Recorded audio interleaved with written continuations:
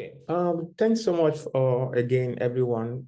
Thanks for joining us today. It's always great and so exciting having all of you on a weekly basis, discussing things that matter to all of us and also issues that are quite pertinent to music discourse practice and profession, both in Nigeria, Africa, and beyond. Thank you so much for joining us.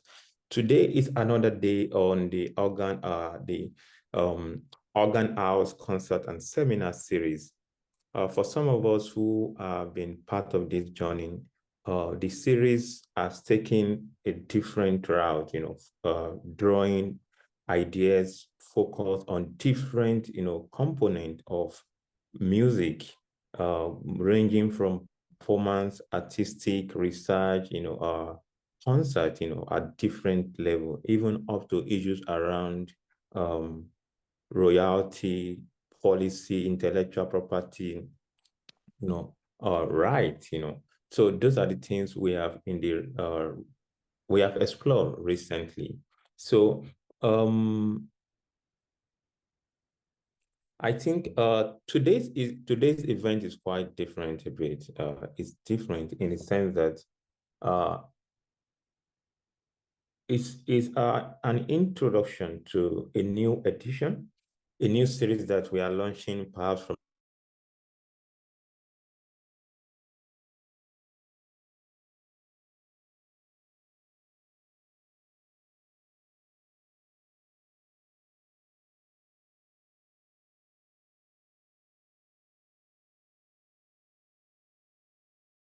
focus is different also in the sense that we are going back to the archive. By archive, I mean practices, long-standing practices and issues that that almost in many cases has brought us together in many cases. I'm talking about music performances, those things we cherish so much, those things we really care about, and those things we've done in the past.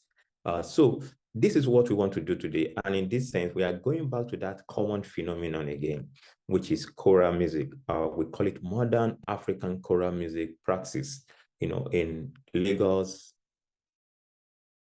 Southwest Nigeria, where Africa and beyond. So today we are focusing specifically using a particular phenomenon or a particular composer, a particular song, and within a particular era to enter into this conversation. So today's program is more of a roundtable discussion. If you have noticed, it's an open conversation, but we have specific colleagues, friends, uncles, and practitioners, professionals who have worked and who have engaged this practice over the years. So on that note, let's again welcome to the Organ Ask Seminar Series. So today's focus, we have people who are quite ready, have prepared for this conversation, and I would like to just call their name to introduce themselves. And from there, we'll take it, we'll start the engagement one by one. And also like to let you know that today's conversation is not a straight jacket conversation like that. The direction, we are going to co-direct and curate today's conversation. Yeah, I'm sure you know what I mean by that. But at a particular time in this roundtable, we are going to switch again. When is that time? I will let you know. Yeah, thank you so much. So today we have, colleagues, we have uncles, we have brothers who are here also. So I'd like to introduce some of those practitioners, scholars, directors who have, who are willing to engage with us on this topic today. So the first person I'd like to quickly recognize or just invite to introduce himself is our big uncle, which we call Reverend Yemi Akinpelu. I'm sure he's in the house. Yeah. Reverend Yemi, you are welcome to the Organ House Concert and Seminar Series. Introduce yourself to our friends and colleagues today. Hello. Hello.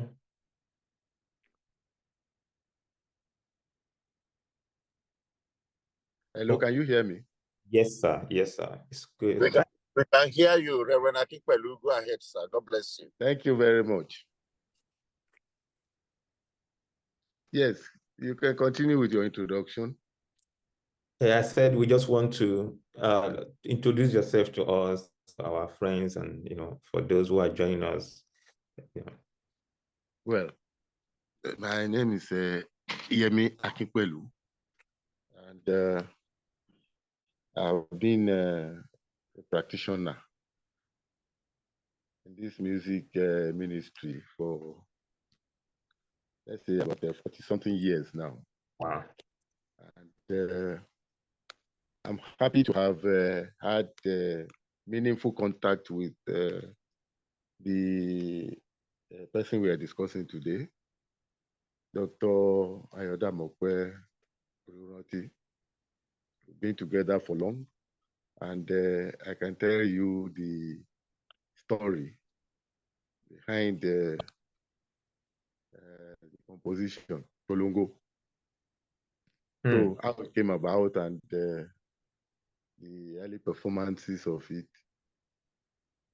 But can I go on?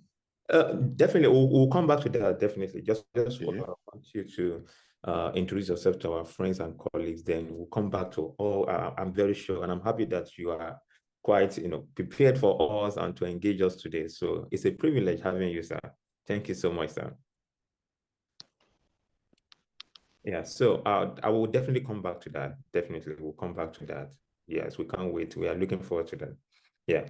So I think the other next person I'd like to introduce is also one of our brothers, scholars, performer who has been, on this track for years also in different guises, as a different thing you can call it. So the next person I want to invite to introduce himself is Mr. Bode Omojola.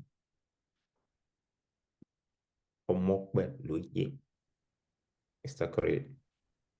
Yeah, good afternoon. Yes, it's Ope L'oye. Good afternoon, everybody, and I'm happy to be here once again. I'm thankful I'm not talking about AI today.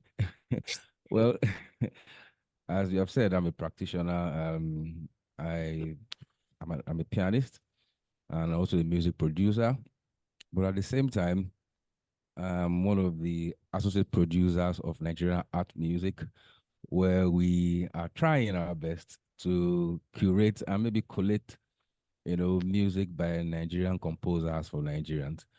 So we may have one or two insights to give to you from the horse's mouth when we get to that. When we get to that information, we have my interaction with Dr. Olunranti really was serious after he went to study abroad. But before then, it was just a relationship between Egmonsaburo, and coming across some wonderful compositions then, which we used to perform a lot at Elisha when I was an organist of St. Peter's Station. And a couple of them were performed also at Bola Memorial when I was the assistant organist to Muyiwa Alabi. I think as the conversation goes on, we will just direct ourselves accordingly. Thank you. Thank you so much, Mr. Corey, as usual. Thank you so much. Yeah. So then the next person we are going to have here is also a practitioner, experienced choral director, and scholar, whatever you can, anywhere the card fits him. So, Mr. Oladapo Okumuyide, you are welcome, sir.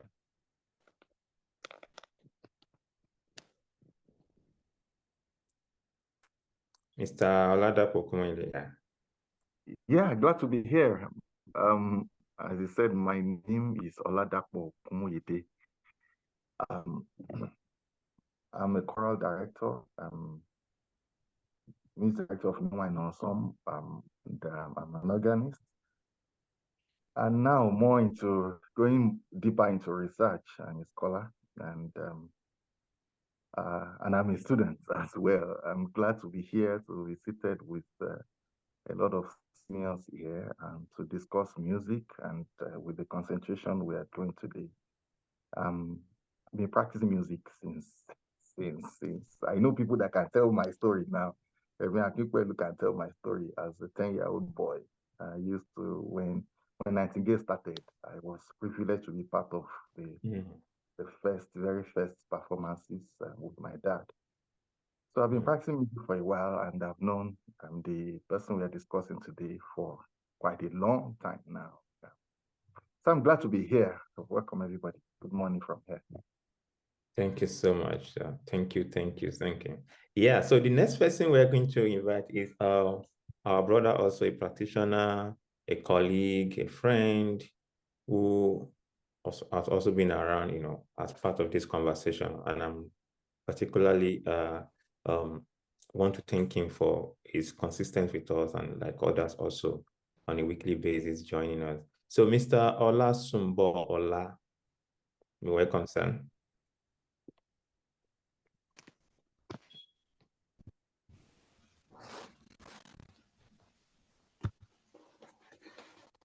Good afternoon, sir. Good afternoon, sir. Yes, sir. Thank you very much for the opportunity to be here today. Just like I told you, I'm not really feeling fine, but I'll try to be part of this as much as possible. My name is Olasumbola. I've not been around for too long. I'm just a small boy trying to learn from my bosses around. But I'm from Ibadan, part of the Bishop Akiyele Memorial Anglican Church Choir, which used to be the choir that Dr. Oluranti used as guinea pigs for his compositions in the past. I am not a scholar. I have never studied music, but to the glory of God, I am an organist and a choir master. Thank you. Wow, thank you so much. Thank you so much, Mr. Olasunwa. By the time we are done with this program, or even as we set into it, I'm sure all those symptoms you're talking about, feeling fine, you'll be fine, don't worry. Like they say, music is a soul, is a food for the body. So as we enter into the conversation, we know that definitely all of you will be fine. Yeah, so I'm just reminding you that the reality of music. Yeah. So let's quickly, thanks so much for the introduction, thank you. Then the next person, we have a lot of people today because like I said, it's a roundtable conversation. Okay, before moving to, okay, let's quickly go to Dr. Bayo Ogunyemi, who as also from the scholarly, collegial, perspective, in this context, and also a performer, a music scholar also. Dr. Bayo Ogunyemi, you're welcome. Okay, thank you.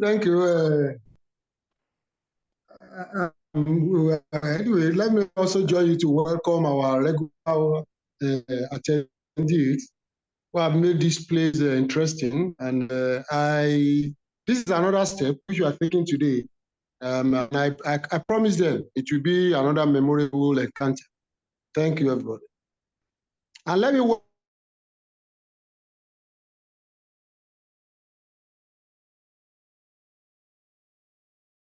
that's the man that taught me everything I know about. I didn't learn anyone even in the everything that I know even in oratorio. We move from one end to the other of Elisha, trying to do everything together. Very fantastic man. Thank you much. We welcome them. Professor Ade, how are you, sir? I'm good. Yeah, you are welcome to. I think you've been there before. I know you've been there. Sir, you are welcome. I can't wait to hear your contribution. Well, I hope I'll be able to do that because I'm on the wheels. I'm driving. That's to Professor Adeolu Okwade. Well, for Professor Adeolu Okwade, well, he might not be one of the focus, but there's going to be a special engagement with Professor Kwande. And well, I'm announcing this to him and to everyone also, because there's a preparation already being made in that area as part of the African music series. So Professor Kwande, kindly expect our official and detailed message after this program. Yeah. Well, thanks so much for the encouragement and always, showing up and giving us direction and pointers here and there and contribution. Thank you so much. Okay. As mentioned earlier, today's event is not really an official event like we used to have it. It's more like what we can call a community discourse, but focusing on a specific area that directs us. Yeah.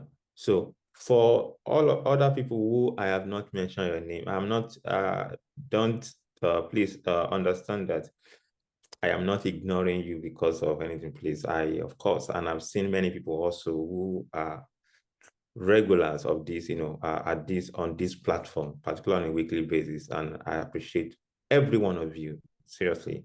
Thank you so much for joining us. Again, I say this all the time, I'm going to say it again. This is a community, and every one of us who is participating one way or the other is also going to come on the podium to do his own work. Just like the music performance thing, you will come and take your own solo. We know you, we know what you do, and as long as we curate our project, we'll bring you to the fore to come and do your own solo, as they say it in the jazz term. Come and do your own. You take your own stage, you take the podium. So this is just to say, I know everybody has been following up with the way you're engaging with us, and we are happy. Thanks so much for sharing your ideas and your time with us. Thank you so much. Okay. Okay, so well, I don't know if this is necessary. My name is Oladile Ayorinde again. So let's start from somewhere. We are going to play a recording, one or two recordings of this particular music we want to engage today. And after the music, then we'll start with the conversation. Is that okay? Okay. Okay. So I'm going to play. Let's see if we can share slides. And also, can you let me know if it's clear enough for you to, so because the,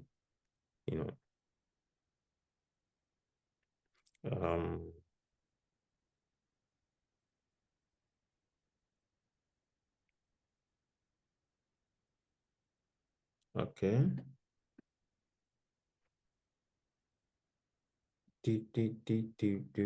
Okay, so I'm going to share right now my screen.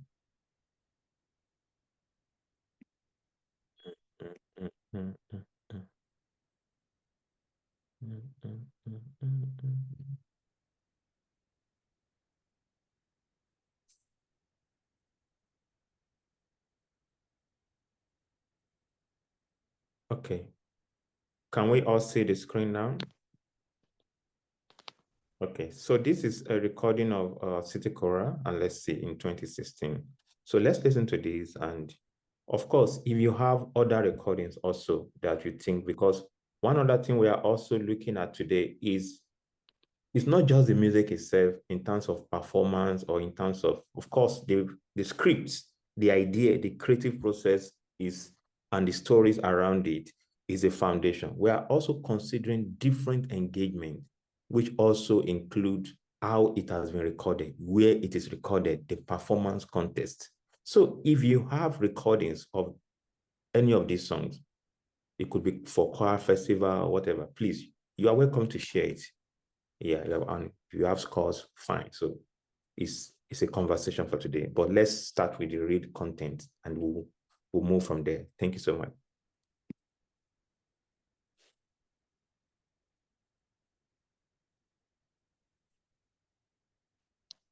Not yet. I can't hear anything.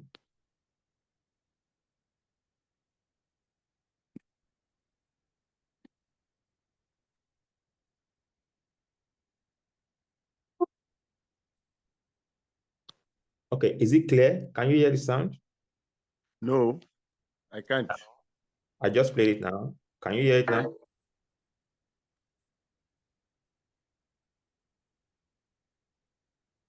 You hear the sound? I just played it. No, the sound is I not don't know coming if through. others are hearing, but I cannot hear anything. No, I don't think the sound is coming through. Okay, I will stop and reshare again. Okay, I'm going to stop and share it again to see. And probably share your sound. Exactly. Yeah, share the sound. Okay, let's see.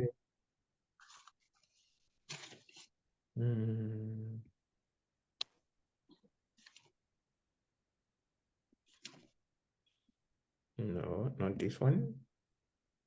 Okay, let's do it again from these guys.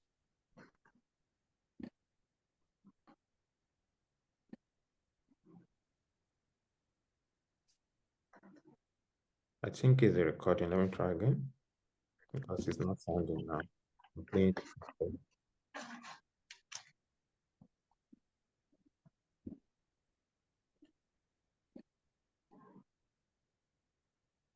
Okay.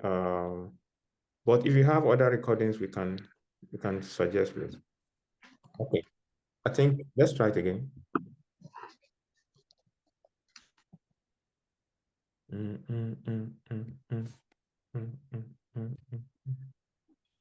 Okay, you can share, sir. Okay, thanks so much. Okay, Mr. Correde can share. You can share, sir.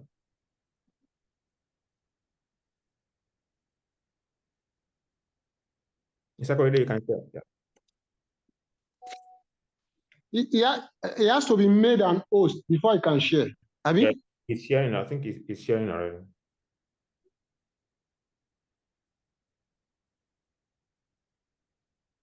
Okay.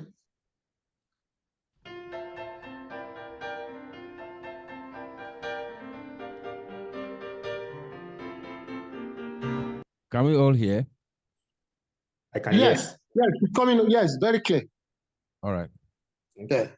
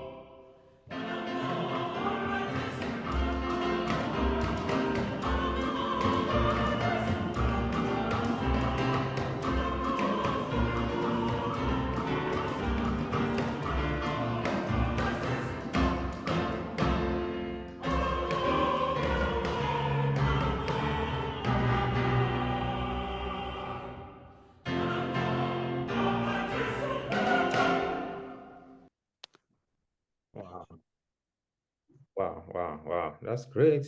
That's great. Okay. This is one version. Can we have, if we have other versions, can we try other version and see, at least to create the context, do we have other version? One more version different to this particular one. Is that possible? Or what do you think?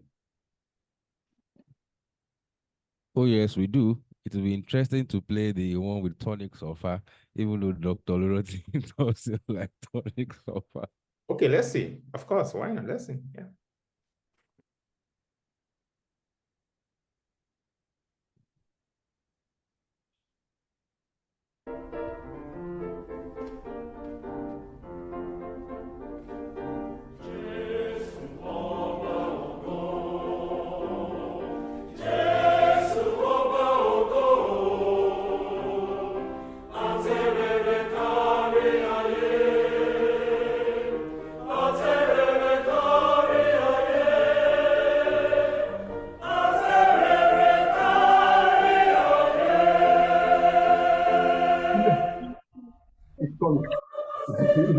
Yeah, just that. I don't know if it's that you don't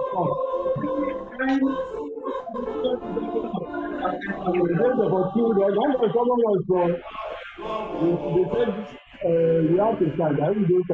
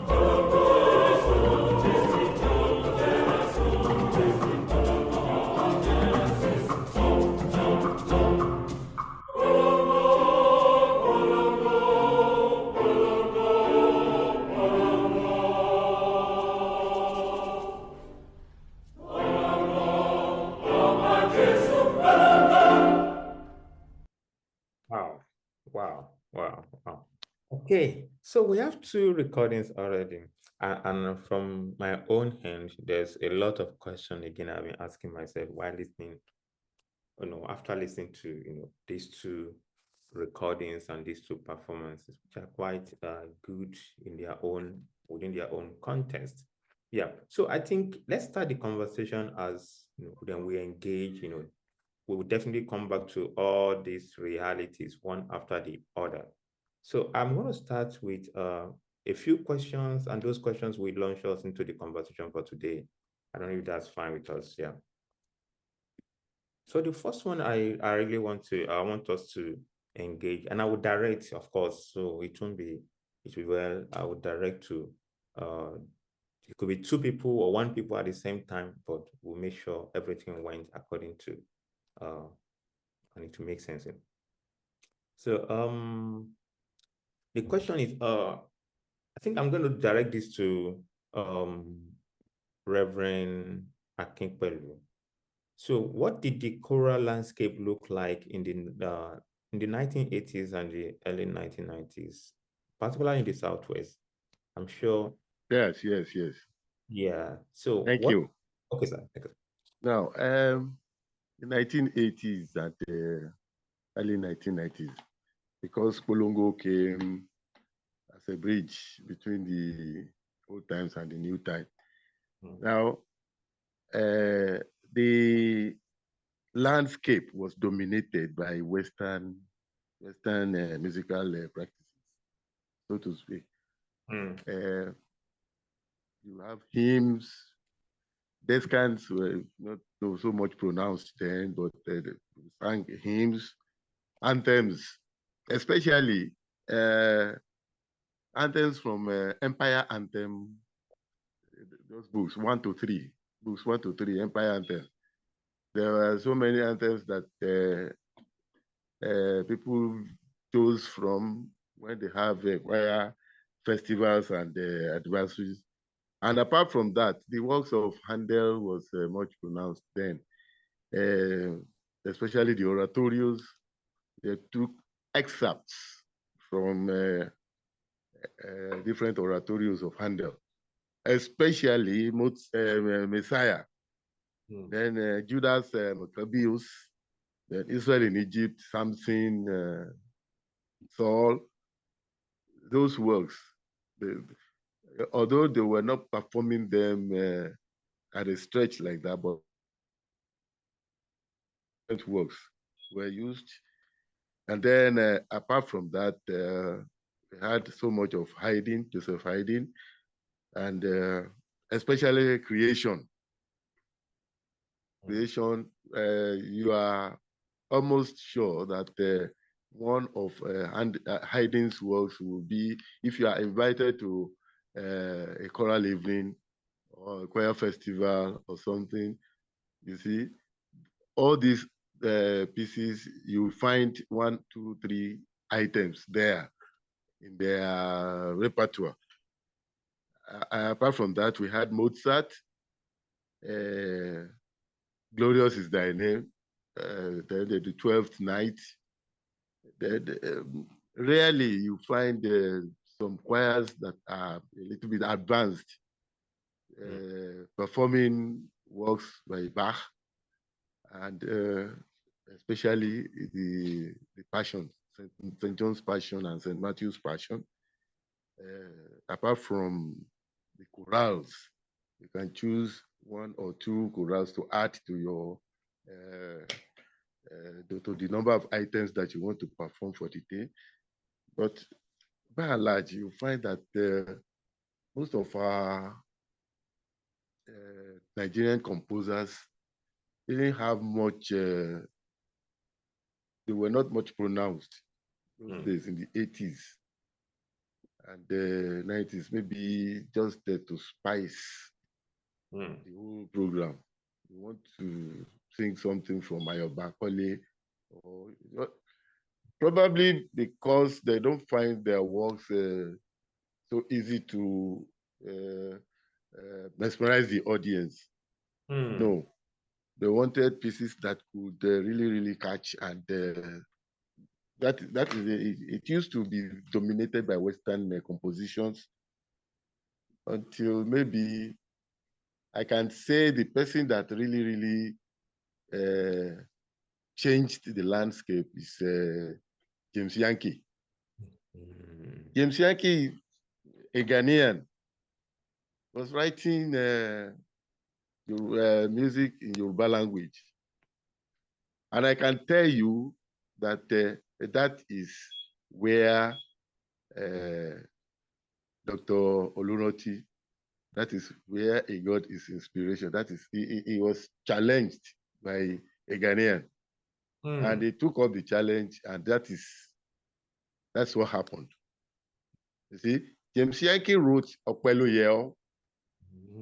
Ope L'oye O, happened to be a song by Baba Duro Jaye, Prophet Duro Jaye, one of thousands of choruses that Baba sang then.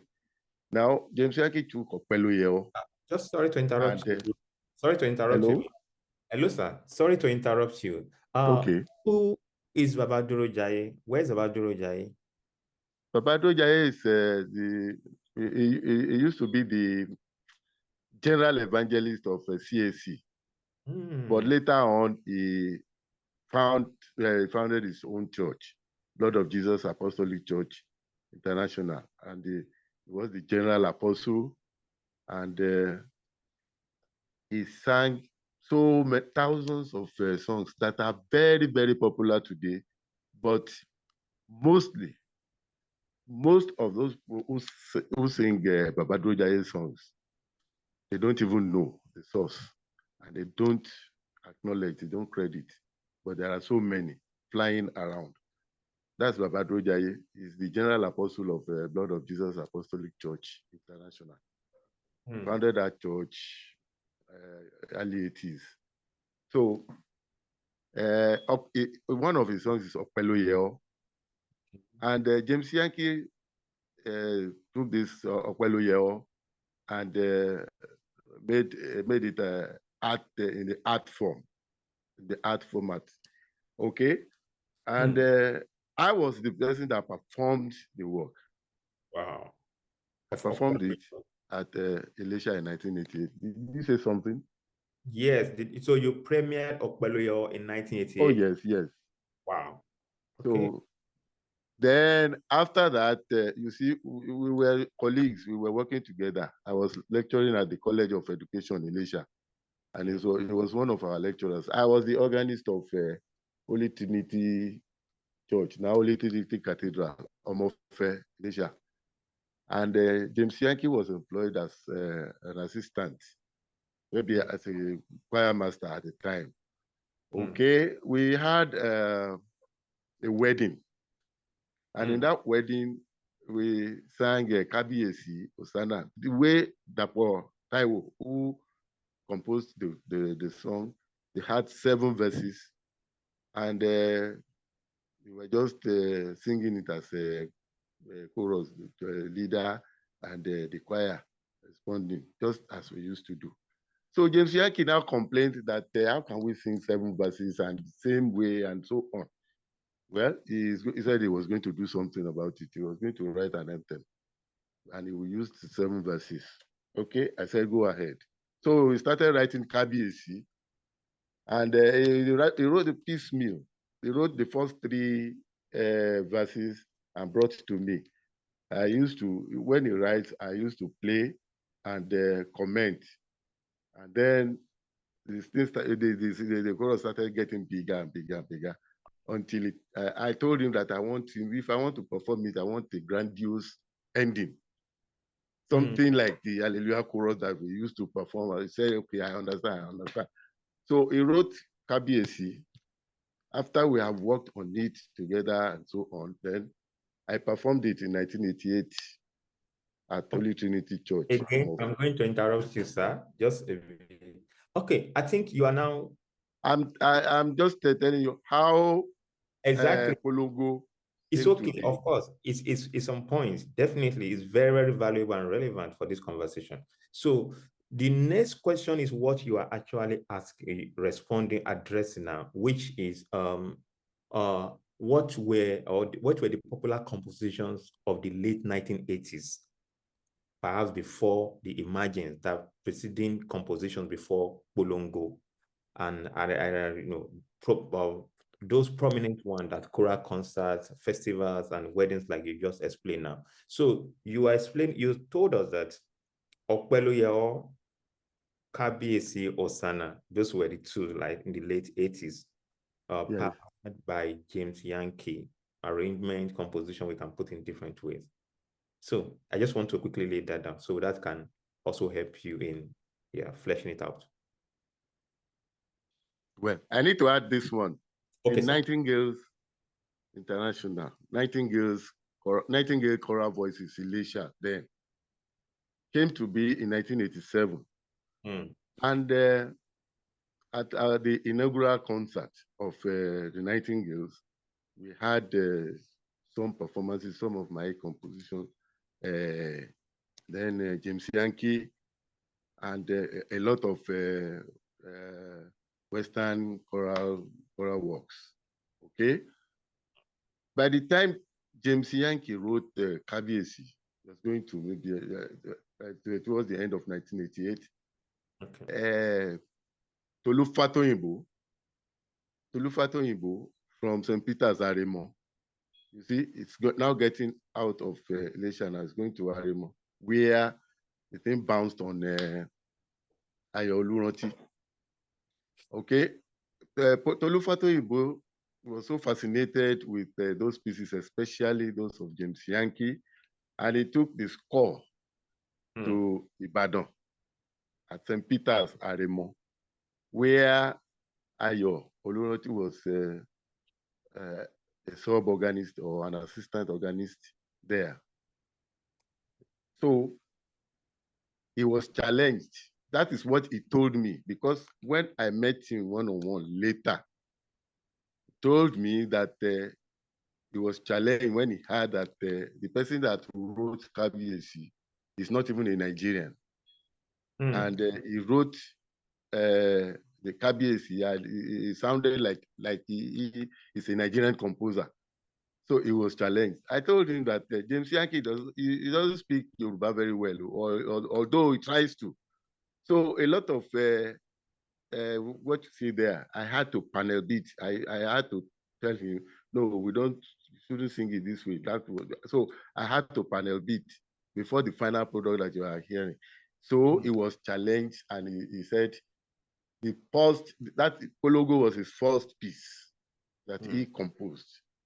He said because of James Yankee's challenge, he decided to write Polongo. What year was I performed Polongo in 1992. 1992. And Ayo was on the organ. He was accompanying Nightingales in that performance. So the first performance of it was premiered at Aremo. When he wrote the thing, the choir of Aremo sang it. Before he now met me, and he now gave the composition to me to perform. Because he said he wasn't too pleased with the way it was performed. They didn't interpret him. So we now did it together. He was the accompanist. And we performed it at the Arts Theatre, University of Ibadan. University of Ibadan. That was where it was really, really, where it took off. And so many choirs became aware of Polongo, yeah, Polongo there. So that is how James Yankee led Tolu Fatoyinbo to take the score to St. Peter's, Aremo. And from there, that was how Oluranti evolved. Wow. I wish to talk about my encounter, the encounter between me and Oluranti when I met him for the first time. Okay, can I go on? Okay. Let's just make that all. Let's make it, of course, let's make it brief, then so we can definitely move to the other colleagues. Okay. Yeah, exactly. I was invited to St. Peter's, Aremo. They were having choir anniversary, and they were going to perform some of just the Polongo, the works of Ayo Olunoti. Okay, now I have never had somebody that was that captivated me so much on the organ like that. And I said after the festival that I want to meet that organist, the person that played. There were other organists there. Christopher Ayodele was there. Lekan Laiton was there. But there is somebody that played so much differently, and I want to meet him. So I met him. I was taken to him. When I saw how young he was, I was so surprised. I said, how come you know so much about the organ and you are so young? So he now told me the story. He said he started learning from his father, and but he didn't take music so seriously. Listen to this story. He didn't take it so seriously, but Mrs. Nanga used to run after them, listen them about to come and practice, to come and. But there was one night he went with his father to a concert. The concert held at the Chapel of Resurrection. He was telling me himself that the concert held at the Chapel of Resurrection, and he was still at ISI. So he followed the father to the concert, and he said after the concert, he was not the same again because he was so surprised what he heard at that concert, that he had music that he used to hear from his daddy's records. It was daddy that used to play those things at home, and he never believed that he could ever sit down in a concert and listen to a Nigerian choir perform such works. So he started telling me the people that came to perform this thing, they said the choir came from Ife. That is Terra Choral. So then I started telling him things, the other things that happened at the event. And he was wondering, were you there too? So I told him I was the person that conducted the concert. Wow. He couldn't believe it. I was the person that conducted that event, that concert. So since that day, we stuck together. And we did a lot together. Wow. He started accompanying Nightingales. Wow. And he talked with Nightingales till he traveled abroad. Wow. Thank you so much. So, definitely, we are coming back to these stories. They have okay. We are coming back to them. Thank you so much, sir. And thanks so much for sharing this foundational. This is quite resourceful and also important for this conversation. So I'm going to move to the next question quickly, and I'll direct that to some of our brothers, also colleagues who are here. The next one is for particularly now, the early 90s, for some of our colleagues who at the time were organists, were, singers, when did solo or a song like Polongo Jesu come into the scene, when exactly for them now? And I want to put this to Mr. Ope L'oye and Olasumbo Ola. So let's have Mr. Korede, then we'll go to Mr. Olasumbo.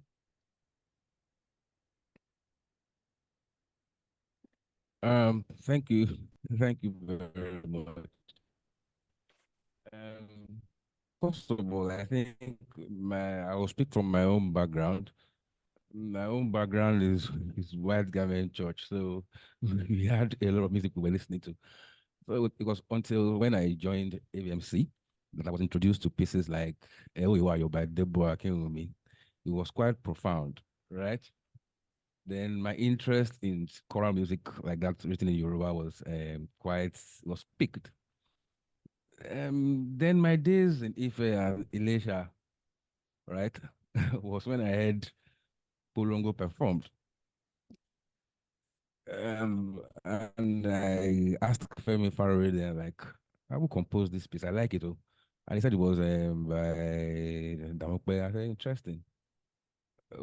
When did they start performing this music? And he gave me a short story saying that it was performed at, I think it was first performed at the installation of Venerable Adeshino Omofe, if I remember my story right, and then I was the organist of Ishona. So we used to perform Polongo quite a lot. So from my recollection from what Femi Farare told me, and confirmation from Tayo Ogini is that it was first performed at Ilesha.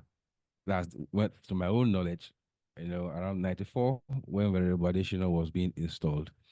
We had another story that was going around then, and well, if Dr. Lonoti is here, he may correct it or not. It was that section of Aterere Kariaye. We also heard the story that it was Tolu Owaje that said, you can change that from me so to me fa, and it was quite interesting then because we had various people, various choirs perform that particular section with with that particular melodic line. So for me, I came across Polongo in the late 90s, but from the stories I heard in Elisha, it was first performed in 1994 when Venerable Additional was being installed. Wow, thank you so much. There's an interesting point here for music composers, music theorists, and music analysts. And that is the difference between mi, so, mi, so, mi, so, and mi, fa, fa, mi, fa. Wow. There's an interesting question there because both of them speaks to different layers of Yoruba speaking. Talking about Yoruba in Ogbomoso, the upper side from the Ife, is different to those coming to Ibadan, Lagos, Abeokuta. Maybe that is what some of our composers need to explore further in terms of resources. But let's go to our brother, Mr. Olasumbola.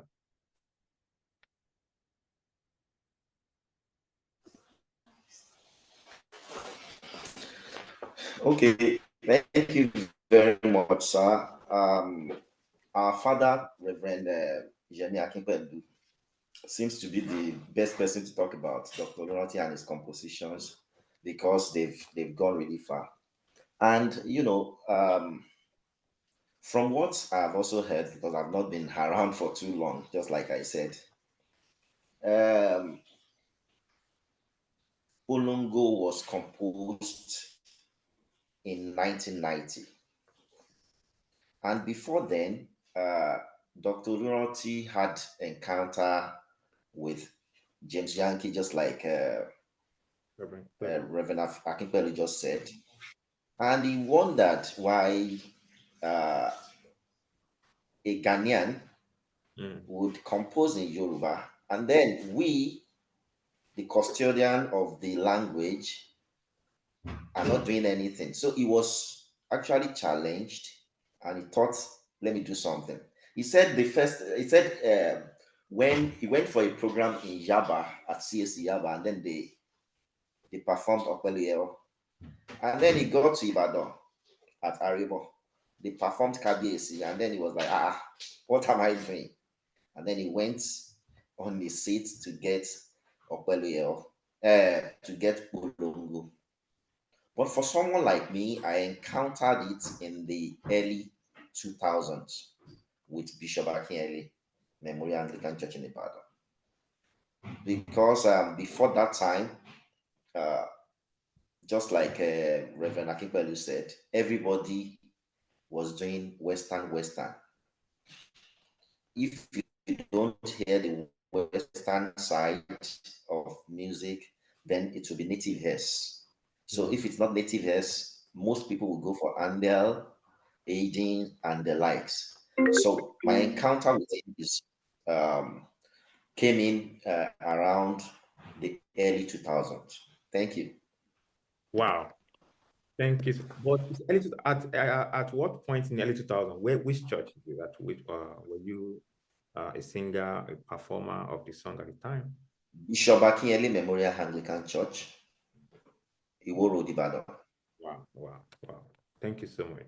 Thank you so much. All right, sir.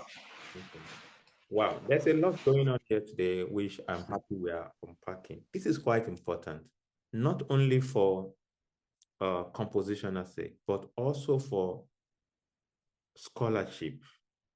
When we talk about Nigerian music, Nigeria, these are the foundational resources that at least scholars, we scholars, and also those who interpret, organists, choir masters, these layers of art music should know, because they are also important for interpreting and making sense of these materials. Because I was surprised to know from, again, the idea of mi so so, mi so mi, mi so so, mi so, and mi fa mi, mi fa fa. In both are, in my own opinion, both are all speaking. They interpret the language very well. But now, depending on the ethnic context, when we take aterere kari aye to Ife, we are on point. But when we are coming back to Lagos, Ibadan, then aterere kari aye is coming, of course, because the way we speak the Yoruba itself is diverse. When you go to Ijebu, it's a different component. When you go to Lagos, when you go to Ife, different, yeah. So these are realities and inherent or secret, well-kept secret about what we do that we take for granted sometimes. So thank you so much, Mr. Olasumbo and Mr. Korede. Yeah, this next point here, which I want us to discuss is, okay, earlier we played the recording, two versions of Polongo Jesu. The first version was a recording, a 2016 recording by the Lagos City Choral in Europe, one of the competitions, World Choir Game. The second recording, I don't know, but both recordings are quite important. Yeah, they are quite important. So I'm going to put this to our brother, Mr. Dapo Okumuyidi. What do you think about these two recordings? Because I'm doing this because you are also one of, at least, the leading or one of the most influential and in recent years in terms of choral management, choral director, and I've also have the privilege of working with your choral group, at more sophisticated levels. So hence, this is very important for you. So what do you think about these two recordings? Thinking about the recording, although I don't know if you listen very well, they're actually the same versions. If you know Polongo very well, there are several versions of Polongo. Ayogranti is somebody that is versatile. He writes something today, and the next day you have something new already to get from him, something new. I have had the opportunity of performing some of his work. Maybe you permit me to go back a little bit. I'm glad to be on the same panel with Reverend Yemi Akinpelu. That's one of the people that I grew up to know. Like an example that he made about Dr. Oloranti was the same with me.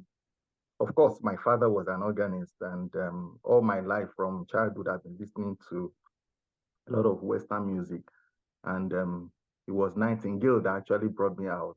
I was a 10-year-old boy. I followed my dad. My dad, even though he was an organist, quite older, but he was a member of Nightingale Choral Voices. We go together for rehearsals on Sundays at Omofe and Co and stuff. And that was when I heard, we talked about Ope L'oye O and Kabiyesi, and I'm privileged to be part of the people that first heard those two pieces as well. As a boy then with but Ayemi, as we used to say, was was a master conductor that I first met. Apart from my dad, he was the first person I first knew then in Elisha when I was growing up as a boy. So I got to know, just say quickly, Polongo. Actually, I've seen the score before then with my dad. around 1994, 95 or thereabout. But because we left Elisha 1995, January 1995. So Femi Fowleri came to be, before then it was my dad's assistant at St. Matthew's Church, Ijebu-Jesha. So when I heard the performance from my first performance was from from Femi Fowleri at St. Matthew's Ijebu-Jesha. The version I heard then is similar to this version, even it's a little bit different. So if you look at the performance of Polongo in every sense, and even every choir, if I ask all of us to submit the versions we are likely to have different things. Because one of the things is that the middle section, for example, Egbelaruge is not very, a lot of choirs don't have that versions. He removed that section at a point. Then there was a particular time, I think that was year 2000 or something, that he directed it, and it was DMS Ibadan South Diocese, I remember now, concerts at St. Christ Church, Mako. And that section was not there. That was the first time I would hear without that section. And the ending, you will hear, what's the last? Polongo, he now changed it to Polongo. That ending alone was captivating. So a lot of things went into the compositional pattern of Oloranti in Polongo particularly. So if we have to dissect Polongo, we will talk about what it speaks to people per time. Apart from city choral, people sing it today and drum to what we have heard today. But without drum, I remember Dr. Oloranti told me some time ago, not too long, maybe about 10 years ago, and he said one of the reasons, apart from the other things that were discussed today, that he is pushed to write African music is, how can we have a concert and the entire thing will be Western music? He said, Polongo, for instance. I remember this very well because this conversation held that when he was installing the organ at Yaba Methodist Church. That was when we had this conversation. He said, normally when you hear Polongo, Ope Jesu, Polongo, you don't need drums to tell you that this is the rhythm speaks to you as an African. So, and I think that's the height of it, because that rhythm is very different from Ope L'oye O, Baba Olore Boye, Polongo, Ope Jesu, Polongo. You will naturally want to dance.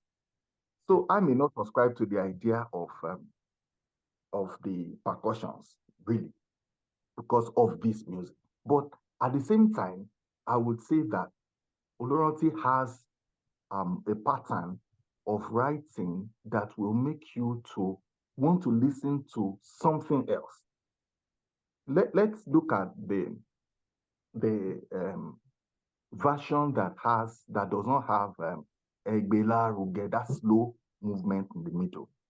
And there is a way he moved from the first one to the last of the music. Polongo, Polongo, Polongo, Polongo. And if you hear it on the organ, oh my God. Of course, he's an organist, so he has a fantastic way of expressing that portion. So I would say that those two versions sound the same. And I wish we could really play some other versions, then you will be able to understand what I'm saying. So to me, then the other, I don't know if you're allowed to talk about the other compositions of... Definitely, you can draw reference, of course. Yeah. Because I have tried, I've done a quite number of his performances, I've performed a number of his choruses. And the first day I heard two of his pidgin compositions. Oh my God, the Lord now my shepherd. I have tried it before. I fumbled. You need a good choir to do that. I heard one choir did it recently in Lagos. I think you need like choir or something. Or your ear. That's where you now go there. And some of us have said that before now informally. Of course, now I understand that Ogunranti, in fact, the entire Polongo is actually Ogunranti. The Ogunranti is different from Oluranti. Okay. Maybe that will be for another time. A lot of us have argued with him. But now, for me, with my scholarly knowledge now, I understand why. Ogunranti was purely creative guy. I hope he's not here. Somebody posted something on one platform. It was a creative, permit me, rascally guy who could explore anything. Oluranti is a creative, educated, and somebody that plans now. Of course, that is the level of the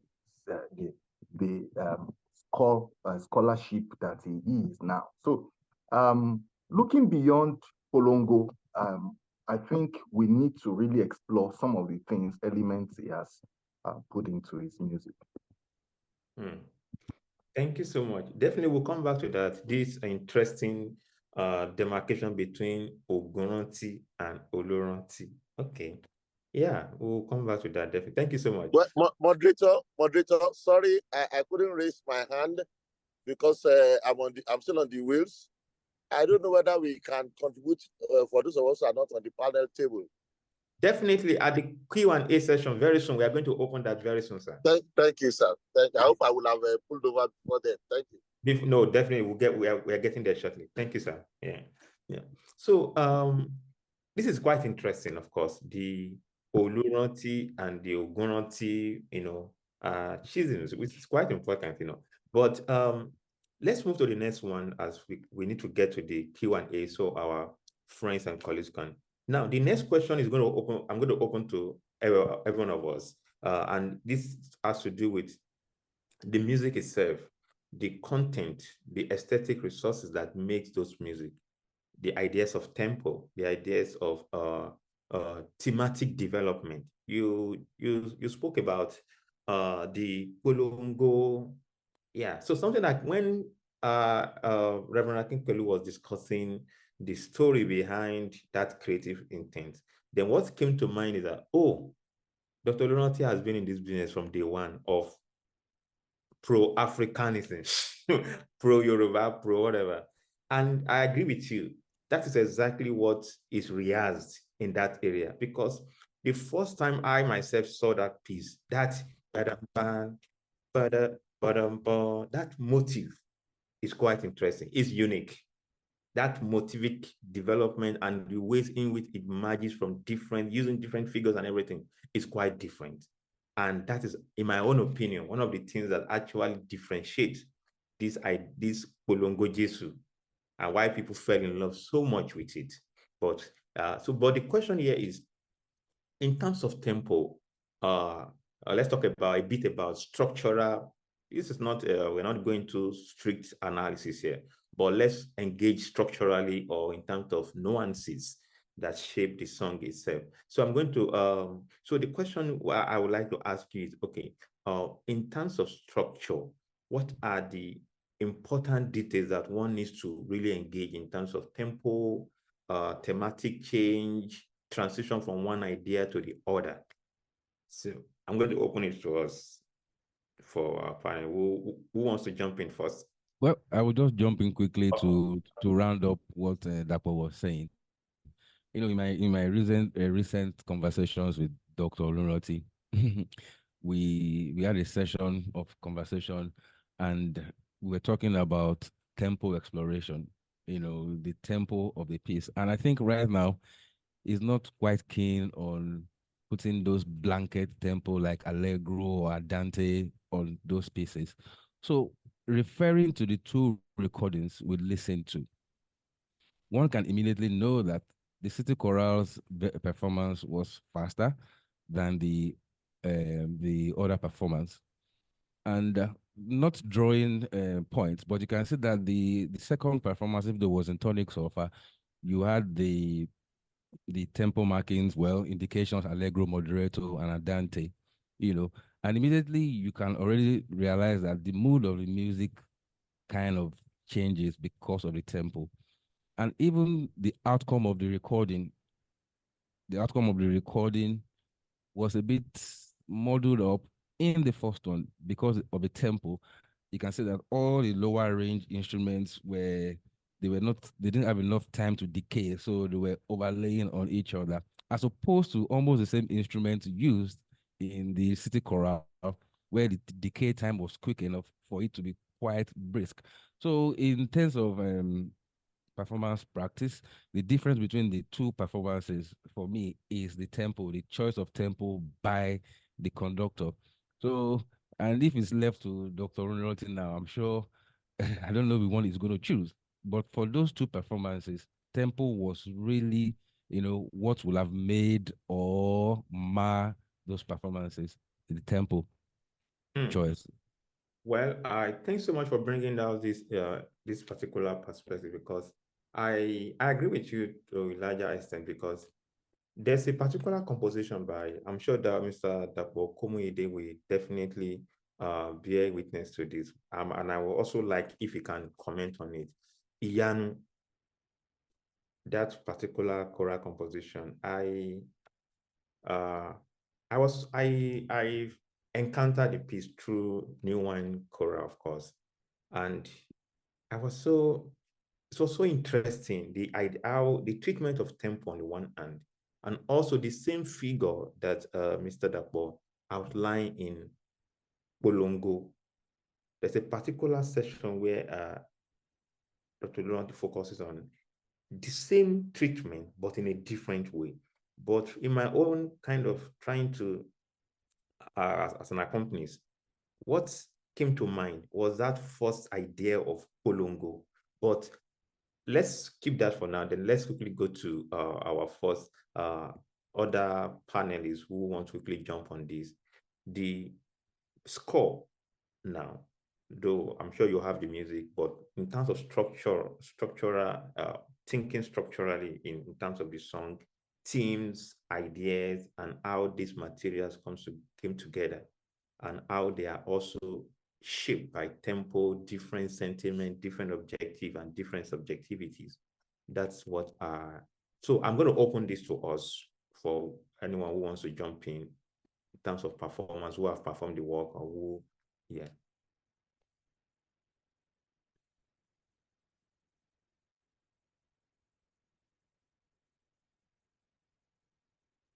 Okay, Mr. Ola, somebody else say something?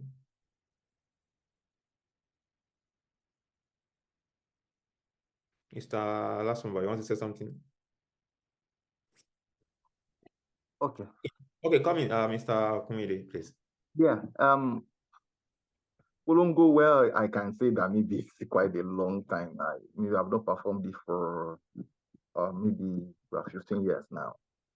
So, but I can say that talking about the tempo, I have heard choirs sing it. Well, maybe at the beginning of the performance, it used to be quite faster than that, even faster than what City Choral did. That's versions I've been hearing.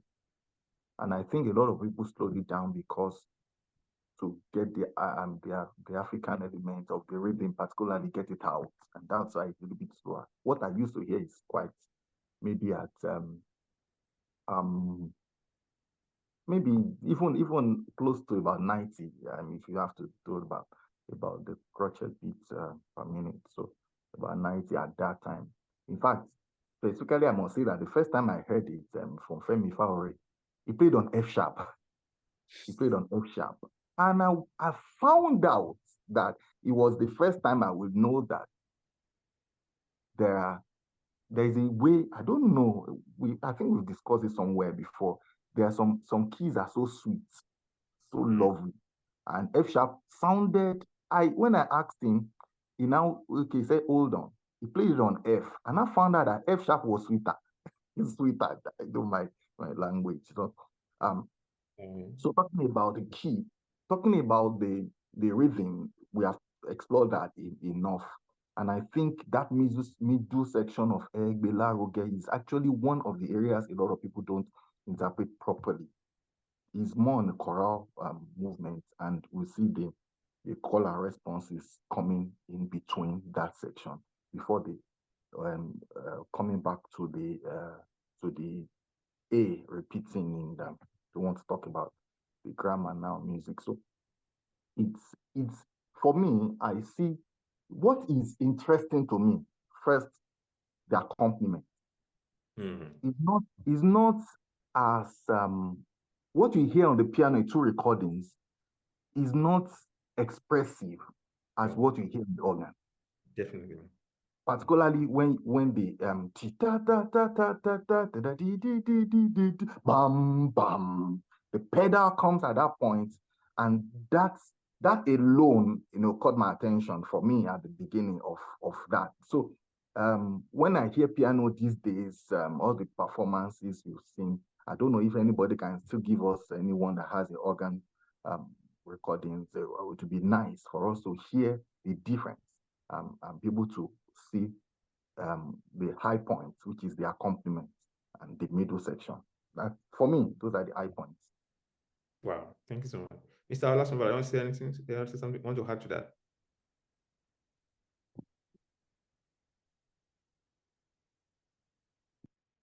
Okay, maybe we'll come back to him, perhaps network or I don't know. Mr. Olasunbo? Okay, we'll come back to him. Yeah, I agree with you on the effects in terms of the organ itself. Yes, and particularly there's a kind of dramatic entry. Okay, are you there? Okay, why were we waiting for that? There's a kind of dramatic entry and a kind of this dramatic. Okay. You hear me? Yeah, I can hear you now. I can hear you. I can hear you. Okay. Okay, let's wait for that. So that organ timbre and texture is quite, I agree. I agree because there's this kind of grandiose, entry, that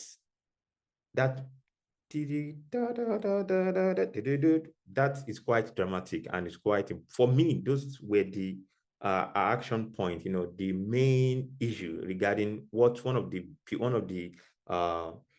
takeaway for me. Every time, each time I've played those songs, particular and other ones, of course, but this particular Polongo, there is something about that intro that anyone would definitely want to go back to even after the performance. I will always go back to it and say, okay, what is happening here? Because it's like playing, but also somebody who really meant business. That's what so now that we know the story, then one can now say it's a revenge work indeed. Yeah, it's a revenge to Lagbara Gidigan. It's revenge, yeah. Yeah. So Mr. Olasunbo, is technology okay with you now?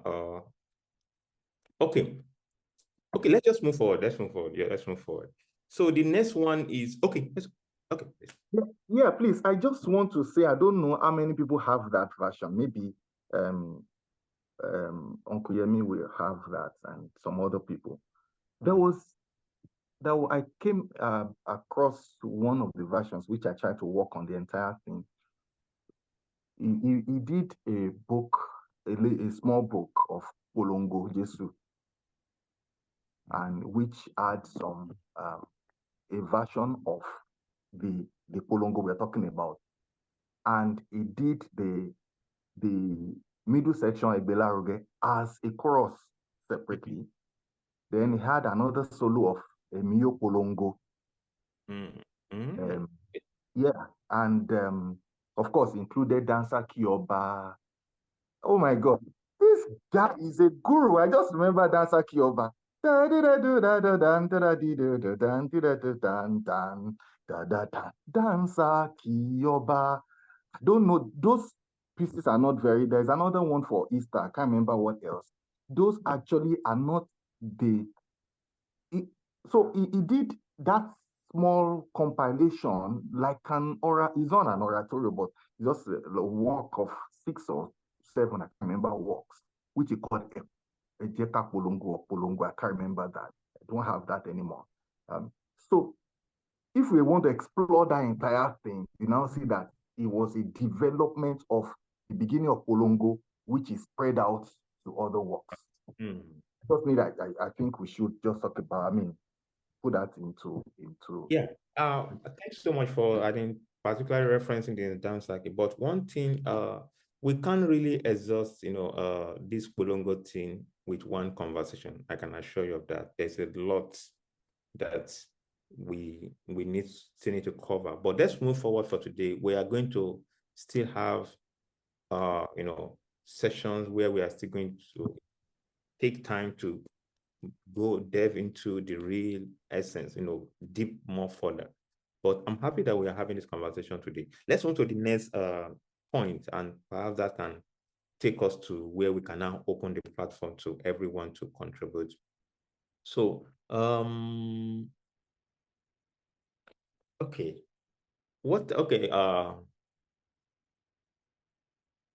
I would say, what are the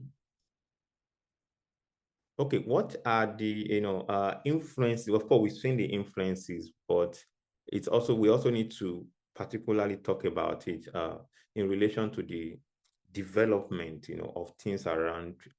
Like, we've seen the exchange across platform among people, the idea that, okay, I was this, I was that, even from the composer himself. But today, I want to leave the voice of the composer somewhere and focus on the voice of those who have engaged the work and those who have made meanings and who are still making meanings with the work itself. So in the case of Polongo, I want us to also take it into the public space now and talk about reception. What makes a music popular? Why is one music so popular and others are not so popular? Because in the beginning, Reverend Akinpelu said something that's very important that we need to consider, which is before the 80s or 90s, the choral composition of the times were not that open, and choirs, just anyhow choir, are not able to engage those initial works.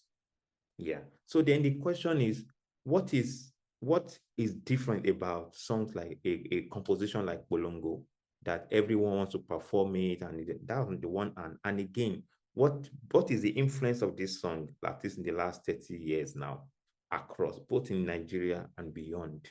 We can talk about other compositions, other videos where the work has been, or this work has been performed. But for now, the question is, from Polongo, let's open it up. What is the influence of that this particular composer and his work? So anybody can join in, of course.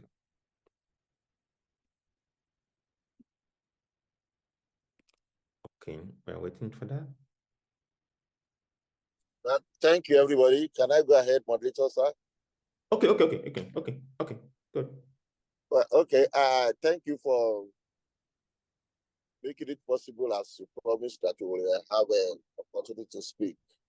And thank MTU, the proprietor, the vice chancellor, dean of the faculty, and the head of the department, and our moderator all the time, Dr. Anide. Thank you. God bless you. Now, I quickly want to start from Reverend Akinpelu's narratives and submissions on this. I'm coming from another angle. Number one, are we so sure that it was James Yankee who started this choral arrangement, choral compositions in Yoruba language?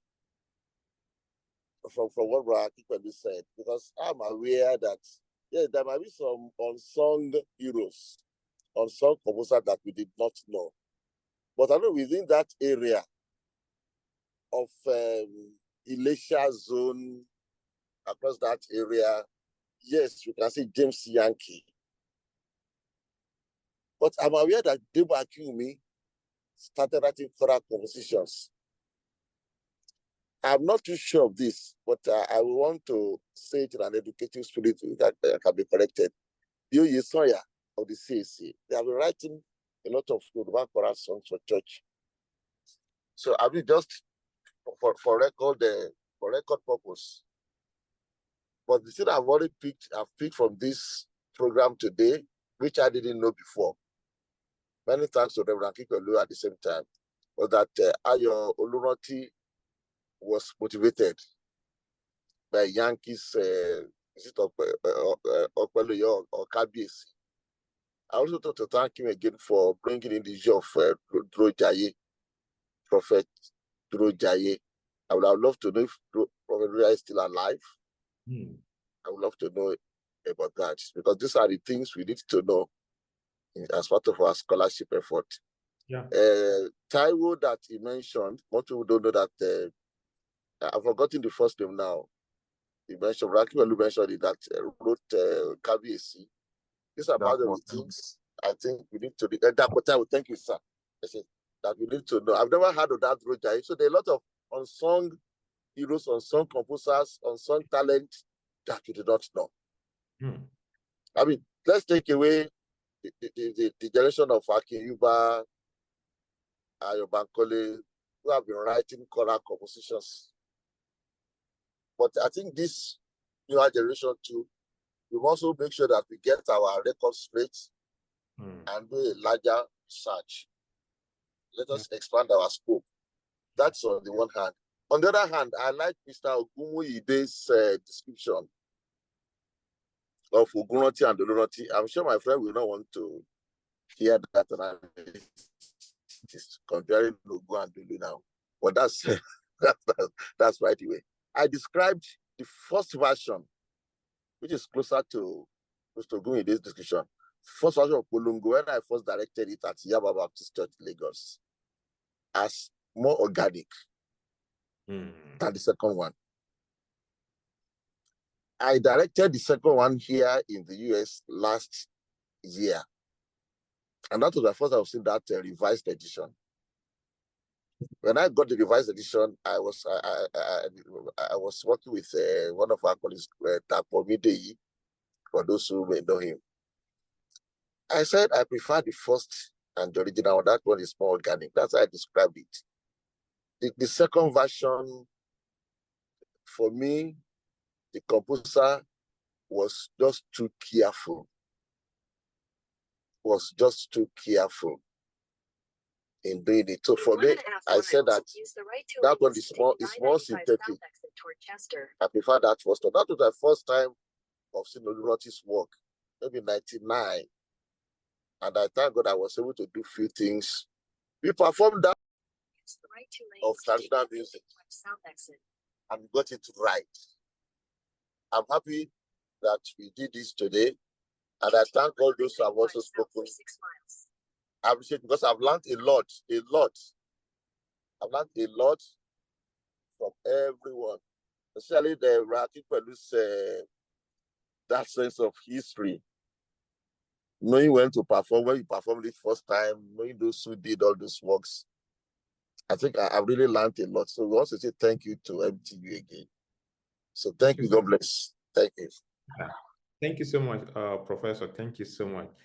Quickly, I want us to do two things, then we'll make it. So the first one is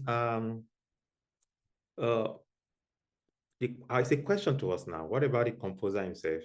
I mean, how has this particular? I think that's where the Professor Adeolu just entered us.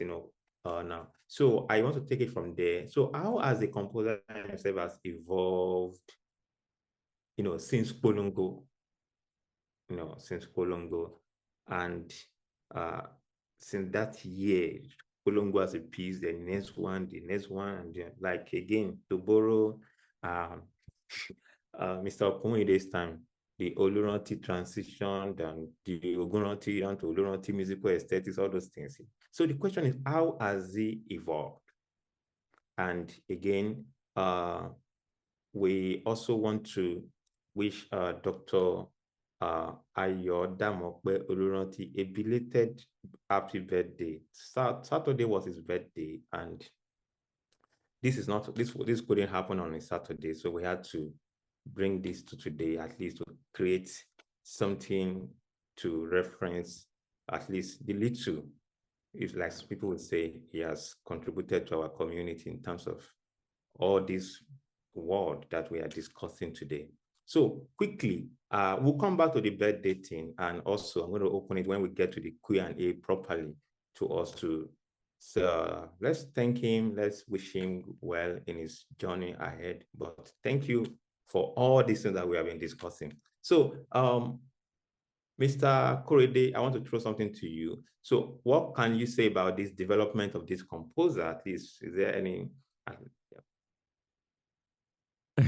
Well, among everybody here that has been speaking, maybe Dapo and I will be around the age gap.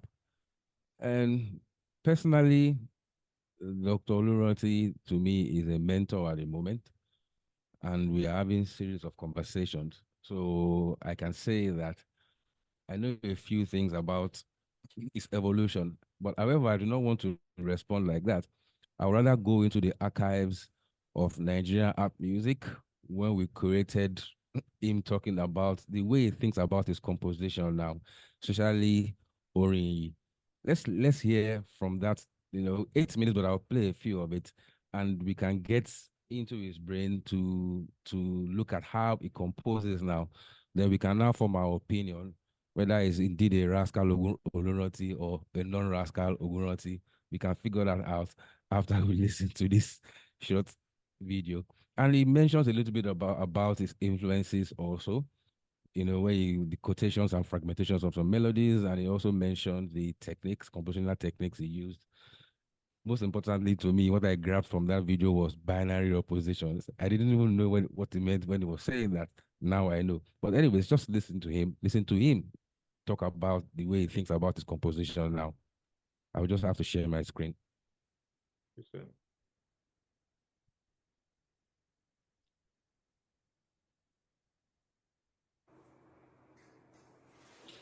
Ori for voice and piano or organ is a piece that sits on a very rigorous theoretical structure. It features the principles and the elements germane to postmodernism, elements such as quotations, fragmentations, discontinuities, and binary oppositions. Now, relative to the concept of quotation, the piece makes use of materials from two existing song materials. The first, by Paul Fatoyinbo, Emi Ope L'oye O. Paul Fatoyinbo was a former cathedral organist at St. Peter's Arcade, Abeokuta in Ogun State, and father to the veteran broadcast and church musician Tolu Fatoyinbo, who himself was master of the music at another cathedral, St. Peter's Arimo in Ibadan. The second song material, Tito Biloluwa, by Ishola Farore, who was the cathedral organist at St. John's Cathedral in Iloro, Ilesha, Osun State. Now, these two song materials are quoted, fragmented, cut and pasted, then subjected to various developmental techniques. The material usage and material development now function on top a kind of platform or harmonic language that is based and structured within a binary system. And within this binary system, you have on one hand the tertiary-based functional harmony, tonal harmony, which features progressions that are goal-oriented, moving towards a tonal center.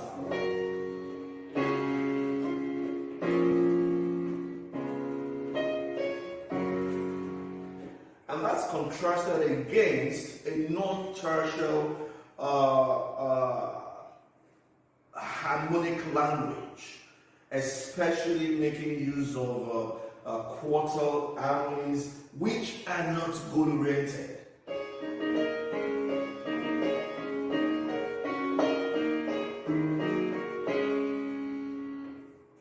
Now, these two types of harmonies, now they are alternated and structured carefully, well calculated to drive the work linearly and form an underlying program for the text of the music or in song of praise.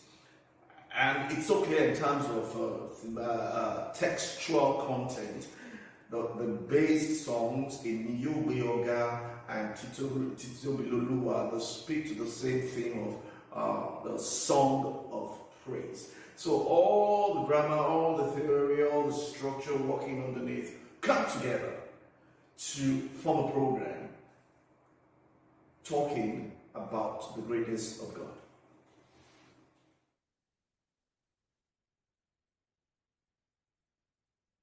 Wow. Thank you so much. Thank you very much. I think along the line there, Dr. Loroti must have agreed that it's calculated now. Well, it's left for you as a listener or as a person to form an opinion and your perception on how this great composer has evolved from Polongo till now. Everyone in this particular meeting will have their own perception, either musical tastes or from scholarly background, what they think about Dr. Oluroti. But I think that Dr. Oluroti, I think is a beacon at the moment, is a beacon. And for me personally, is that bridge, is that bridge between my own generation and the generation before us. It's something you can quickly latch onto as a reference. And it is quite useful that we are alive to see your hero composer and you can actually really comment and even get feedback from such people. I never at any point in time met Debo Akinwumi, even though I enjoyed playing Ope L'oye O, especially I played the hell out of that stuff. I always use it as interlude. But Polongo and that particular nasty chord, Nino Iponju, I always found a way to use that chord, last verse, somewhere. I will just include it there. So, Dr. Noti, we thank you for your contribution so far. Whether you are Ogunroti or whether you are Olunroti, a couple of us just really have to appreciate you. And happy birthday to you one more time. Thank you so much, Mr. Korede. We have two hands. Of course, we are going to open it. But even before now, the next thing to do is to return the baton to DBO, Dr. Bayo, who has worked with, of course, Dr. Oluroti in the same department. So the question is, what is the experience of working with a composer in a university setting, the same department? DBO. DBO. You are muted now. Can you unmute yourself, sir? Okay, I'm muted. Okay, I'm back. Thank you, everybody. Dr. Oladele, your prof, and everybody. I have to say something. Normally, I believe as part of MTU, the platform is there for people to talk, but not in this occasion. I happen to be one of the very few people that worked with Dr. Oluroti closely. But before I met Dr. Oluroti in 2017, I already had encounter with his works. 80 or 90% of what Reverend Akinpelu said, I was a part of it. That means I was part of the people that premiered Polongo in Omofe. But then it was, yes, Ayo Oluroti, fine, just one of those things. So eventually, when I met him in 2017, when I heard that he was coming, okay, fine. He was coming as Oluranti. He didn't even know call to me.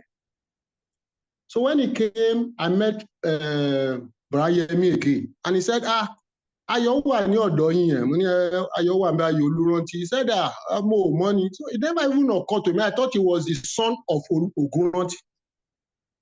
But later when I got to know and I sat down with him and we began to work, I never told him, but in my own, I said, Ayo Oga.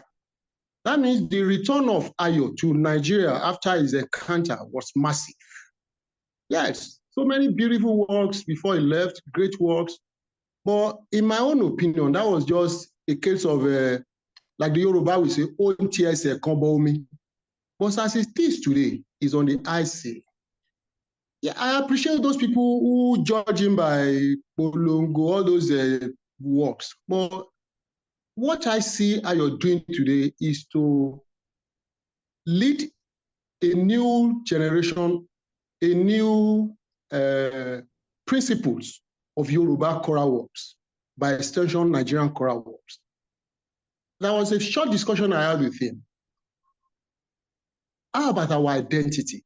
Because as it is today, if you listen to choral works from South Africa, you don't need to be told that this is from South Africa. There's this identity. If you listen to choral works from Ghana, yes, these are Ghanaian singing, you know it. So what I see Ayo Oluranti and his likes doing is leading us to the new dispensation, to the new phase, new layer. And the challenge is, how well are we managing these things? Because if you listen, if you see what he does today, he has gone, yeah, I said it's scholarly writing, I agree. So not so many people will agree with me or will even agree with him. A lot of discussions, a lot of argument, your work this, your work that. But if you are a scholar, if you are a listener, a man whose musicianship is above average, you will appreciate what... David Omojola. All right. Is what? No, please continue. I think that's a mistake from someone. Okay, you will appreciate what he's doing with it's sonic. The arrangement of his works are different now. You see, what he's doing now, it's grandiose works, great works, not is in another world. If you listen, if you have had Onotoro, you will see how he's managing tone, how he's managing harmony, tonal inflection. So I think the new set, those of us who are on the scene now, those coming needs to take a cue. It's unfortunate we are not getting there because I see some younger people writing Baroque music. I see some younger people trying to write 16th century music, not actually celebrating the lucidity in Yoruba choral work. Unfortunately, I've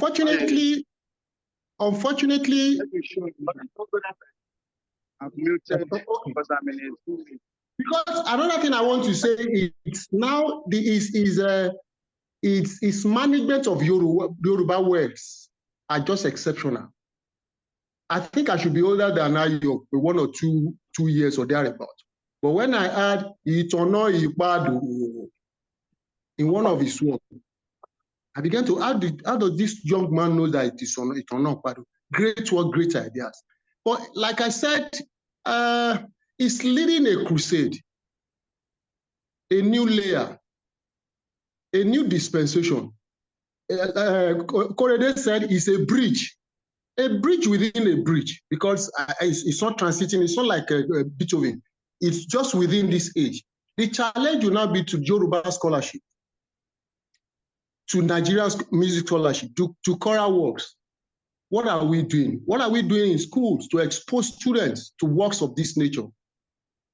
To have one-on-one encounter with Oluranti and his likes, and have an insight into their thought process, their compositional process. And I keep telling everybody, I said before Oluranti, we started as an organist.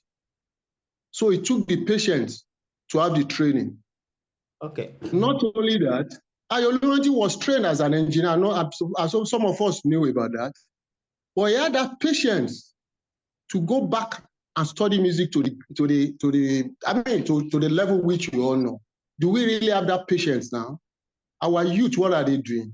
Our educational institutions, are they doing it the way? How about people that we are training? Are we training them the way Ayolunti was trained? Those are the challenges. Those are the posters that issues of today have raised. And I think it's a take-home for all of us. Thank you very much. Oh, thank you so much. Thank you so much. DBO, thanks for that wonderful, insightful, exposing and ideas around Dr. Olorunti. Okay, can we have people who wants to people raising their hands? Can we have Mr. Ajayi, please, quickly? Thank you, moderator. Thank you, Mr. Moderator. I believe we can all hear me.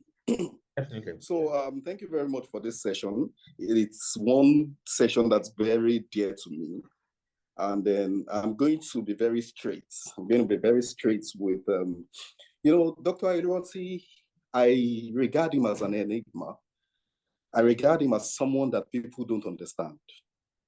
And then, his presence here with us calls to questions our qualifications as composers and as performers.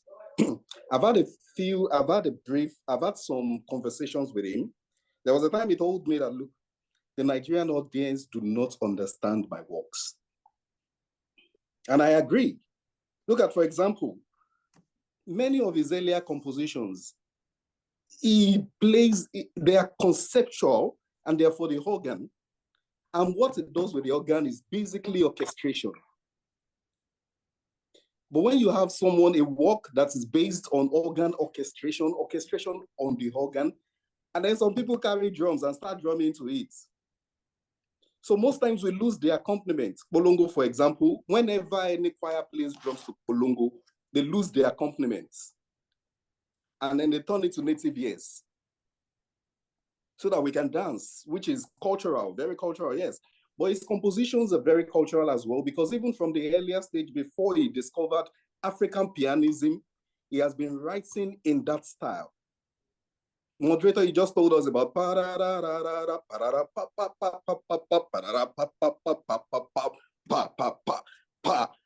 we can replace that with drumming. So there are a lot of things that we need to query ourselves about. Dr. Olorunti's composition recently, I think not recently, last year we performed Okenla at CSE, but that's DK Olukoya's one of his very rich material. And you see, by the end of that Okenla, that piece, the Okenla actually shidi. That word painting.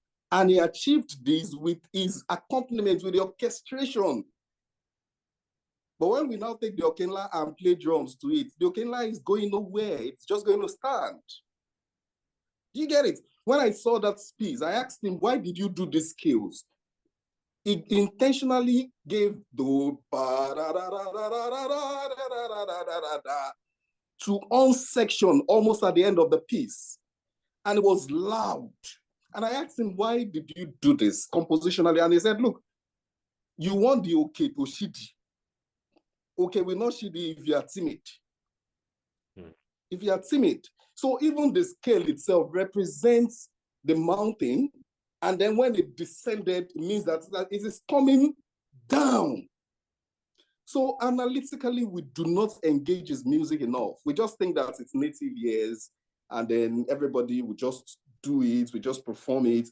And it's quite painful. It's quite painful. And also historically, in fact, I want to really appreciate my father, Reverend Yemi Akinpedu. But then I need to also say that there is no way you want to talk about the evolution of Ayolunti or Ayogunroti, the earlier Ayogunroti, without talking about the CAC music. Because many of his influences are from CAC, Yaba, CAC, Buteneta. And if you look at a lot of his works, it still represents those brands from people like Ayo Adeosi, and then Oye Soya and a lot of them. You know, these are his very early influences. And then his evolution is very great because now, if you look at his composition, aside from the fact that they represent Yoruba totally, Dr. DBO mentioned Onoturu. And you know what he did in that Onoturu? At the tail end of the song, he sustained a dominant note. So, and I didn't need to ask him. I didn't need to ask him what that meant. That is Onoturu. That's narrow. That's a narrow path. You know, and these are things that we really don't look at technically, analytically to understand his works before we perform. He always complains about tempo, time changes and transitions and a lot of things. And then it just calls to questions our credentials as performers, as performers and composers in this part of the world. You know, that transition between native ears and art music, I think it's something that we need to really preach. And then lastly, I want to say thank you to Ayoliroti because this personally is my mentor. And then most of my own compositions, I always take a cue from some of his works. And I've really been blessed by his works. Thank you very much. Yeah. Thank you so much, Mr. Ayajai. Thank you so much. Thank you. We have our hands. Can we quickly have Mr. Sunday? Then we'll go to Professor Adeolu. Then we'll go to Luxembourg. Mr. Sunday? Yes, please, can you hear me? Definitely. Yeah, thank you very much, Dr. Yeah. And then happy birthday to Dr.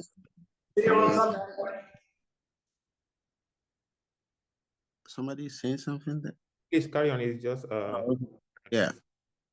I don't know. His birthday was on Saturday. Mine was on Sunday. Wow. That's very fantastic to know. Yeah. Many things I want to point to, maybe for us, as a theorist. I would like to also mention some things and some of the things I've also noticed about our performances in Nigeria. First of all, Dr. Ayoliroti is it's not just a composer now. He's also a theorist. That's one thing people don't know. So which means when he's composing, he's thinking theoretically. And that one of the things I believe creates the gap between when he was composing as a passion, as something he does for, you know, the way the inspiration came to him, and different from, you know, creating a structure before you actually put the content into it. So I think that is a big deal, and what we should, and that is what is happening in the West, if I may say.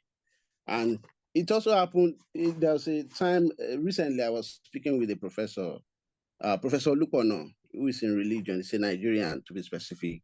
And he was telling me that one of the things that the West here, they don't regard us, is because when we do things, especially in scholarship, we don't theorize, we just explain a phenomenon, and then we don't theorize it. So there's nothing to lead there. And it becomes a problem. Does it mean that we don't have theories? We have theories in Africa, you know, as Nigeria or Yoruba to be particular, you know, we have theories. And if you look at compositions by Dr. Oluroti recently, you will see Yoruba theories in the composition.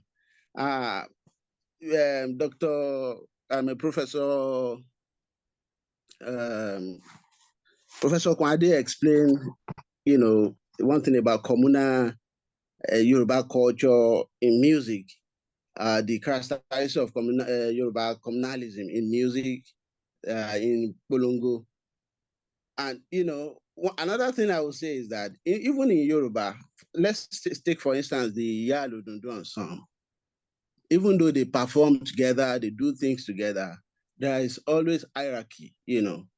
And some of the things that happens in such a structure, what Dr. Olorunti also invest in his own music. So he creates structures from the Yoruba, he used Yoruba, is using perhaps the Yoruba indigenous culture, structure, and extracting them, using them in his own music. I've been engaging in some of his compositions that he called, scholarly composition, like Ajulokini, which are fantastic, which I believe those are things that we should be engaging now in Nigerian, concert halls.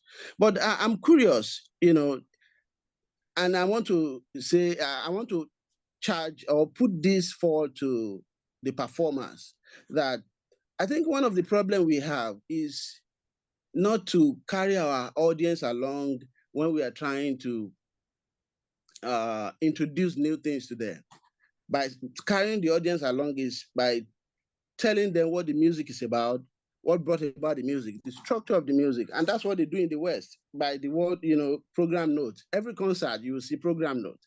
But we don't do that. We just have the program, the order of the way how the program, the concert, the anthems on the program will be performed, but no explanation about the theoretical concept of the composition, or maybe if it may even be about, this music is coming from here, this is what inspired the music, and this is what the music is all about. There's one conversation we had on Yoruba research in music when Dr. Olorunti posted his composition on this Akpala song, Inoran. And people were expecting that he will use the concept of Inoran by saying, it's about drums, that you have to dance now. But if you listen to the music, he only adapted the concept of Inoran and then interpreting them with the notes.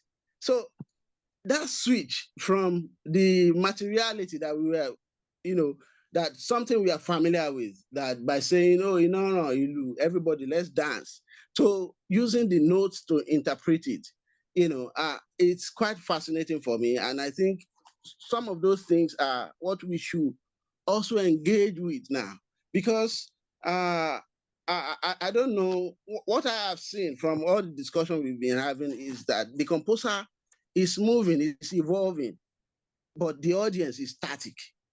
So how do we carry the audience along? That's a problem. And that's one thing I want to quickly point out, is that people confuse identity for identification. Identification for me is different from identity. Identity is not static, it's something that evolves, it's in itself. The Yoruba, the pre-colonial Yoruba is different from colonial Yoruba, it's different from post-colonial Yoruba, and some of us are not even Yoruba. Some of us are hybrid, both Western and Yoruba.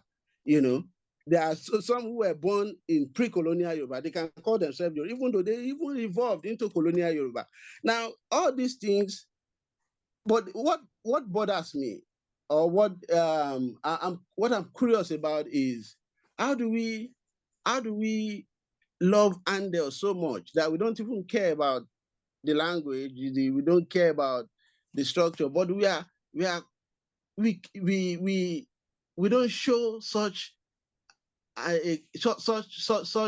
interest in our own composition, even though they may tend towards using Western ideas in them. And so all these things, I was talking about identity, and what I mean by identity is that Dr. Olorunti came to the US, went to the England, and then those are also part of his identity, because he lived there and he sees what is going on there, and he wants to marry himself, the Yoruba culture with the Western culture, because we cannot say Dr. Olorunti is not entirely Yoruba; it's both Yoruba and Western. And so, if you are seeing his work, you will see Yoruba and Western, idioms in his work. But people want him to be Yoruba and not Western at all. It's not possible. It's not possible. All right. So I will stop there. Thank you very much. Thank you so much. Well, one thing that I really want to do now is, I'm not playing the devil's advocate here, is that I think you are putting the Olorunroti in the Afropolitan space now. Afropolitanist space. Yeah, I'm going to leave it there. Let's ask, you are putting him in that Afropolitanism, which is good, but I will leave it between you and him. Okay, Professor Adeolopande, please. Then after that, we go to Mr. Olasumbo. Well, so thank you, the last speaker and everybody. I think I like the way the last speaker has spoken, and I hope there'll be another time for us to get engaged in some of the points he raised. And good enough that the moderator quickly injected that Afropolitan projects redefining blackness, redefining sexualities, redefining culture. That's a work like that by Anima Adejopa. He's a Ghanaian. He says Afropolitan projects redefining blackness, sexualities, and culture from Houston to Accra. So maybe Oluroti will be from. Salasi, actually, there's an ongoing Yes, which yes. is one of the. So let me start from that point. That the purpose of our traveling around the world is also part of education. Yeah. And that's not in any way change our identity to what we are not. However, the things we picked here and there are the things, the ones that we think are good for us are the ones that we must use in our daily life that we are acceptable to the whole world. That is just it. I think he said something that whether Oluroti, the fact remains that our friend, our colleague, our brother who we are celebrating today and through his works remains a fantastic guy. His theory is strong.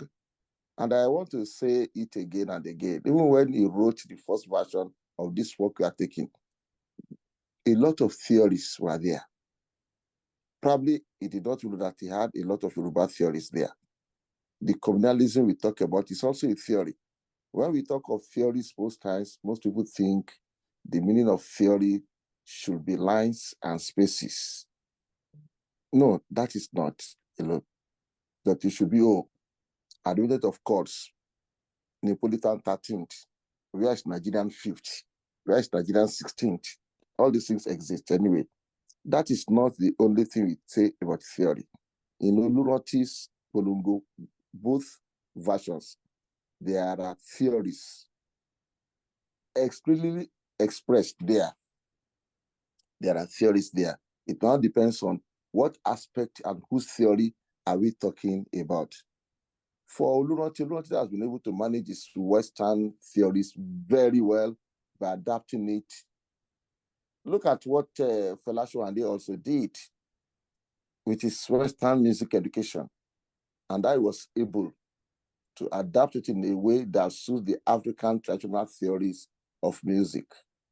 That's on the one hand. On the other hand, my brother, Mr. Ajayi, spoke very well. Oluroti has not been writing native airs, it's writing choral music. But look at it very well. Native airs is the bedrock of choral music, of our art music. Those native airs are the bedrock of our art music. Just as the traditional music in the whole of Africa, even in Australia, is also the bedrock of their modern music. So for whether we play drums to it or not, it depends on who is directing that music. I was with Oluroti online, though.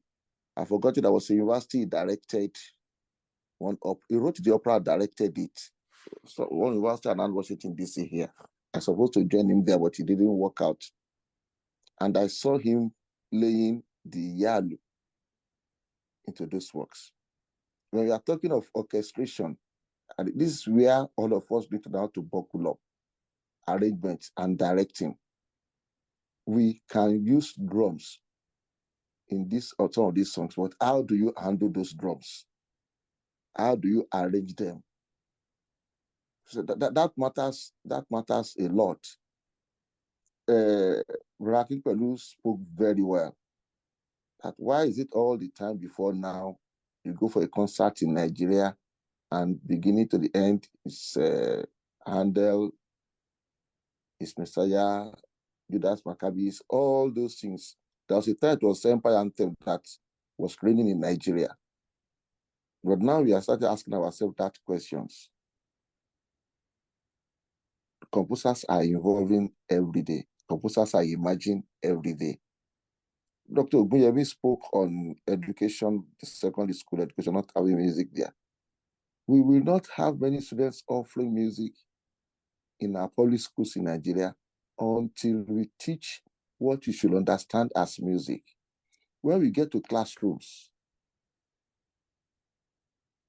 and we start with lines and spaces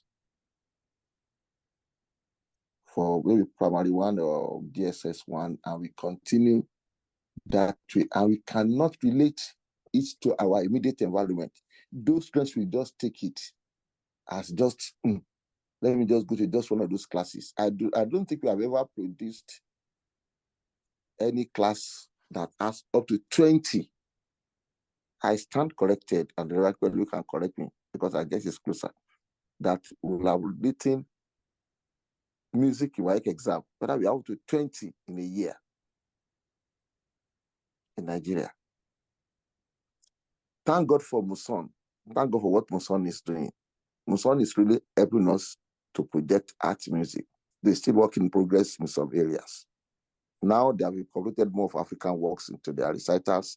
I think I saw one post that was talking about one recital in Muson, maybe final year of that recital.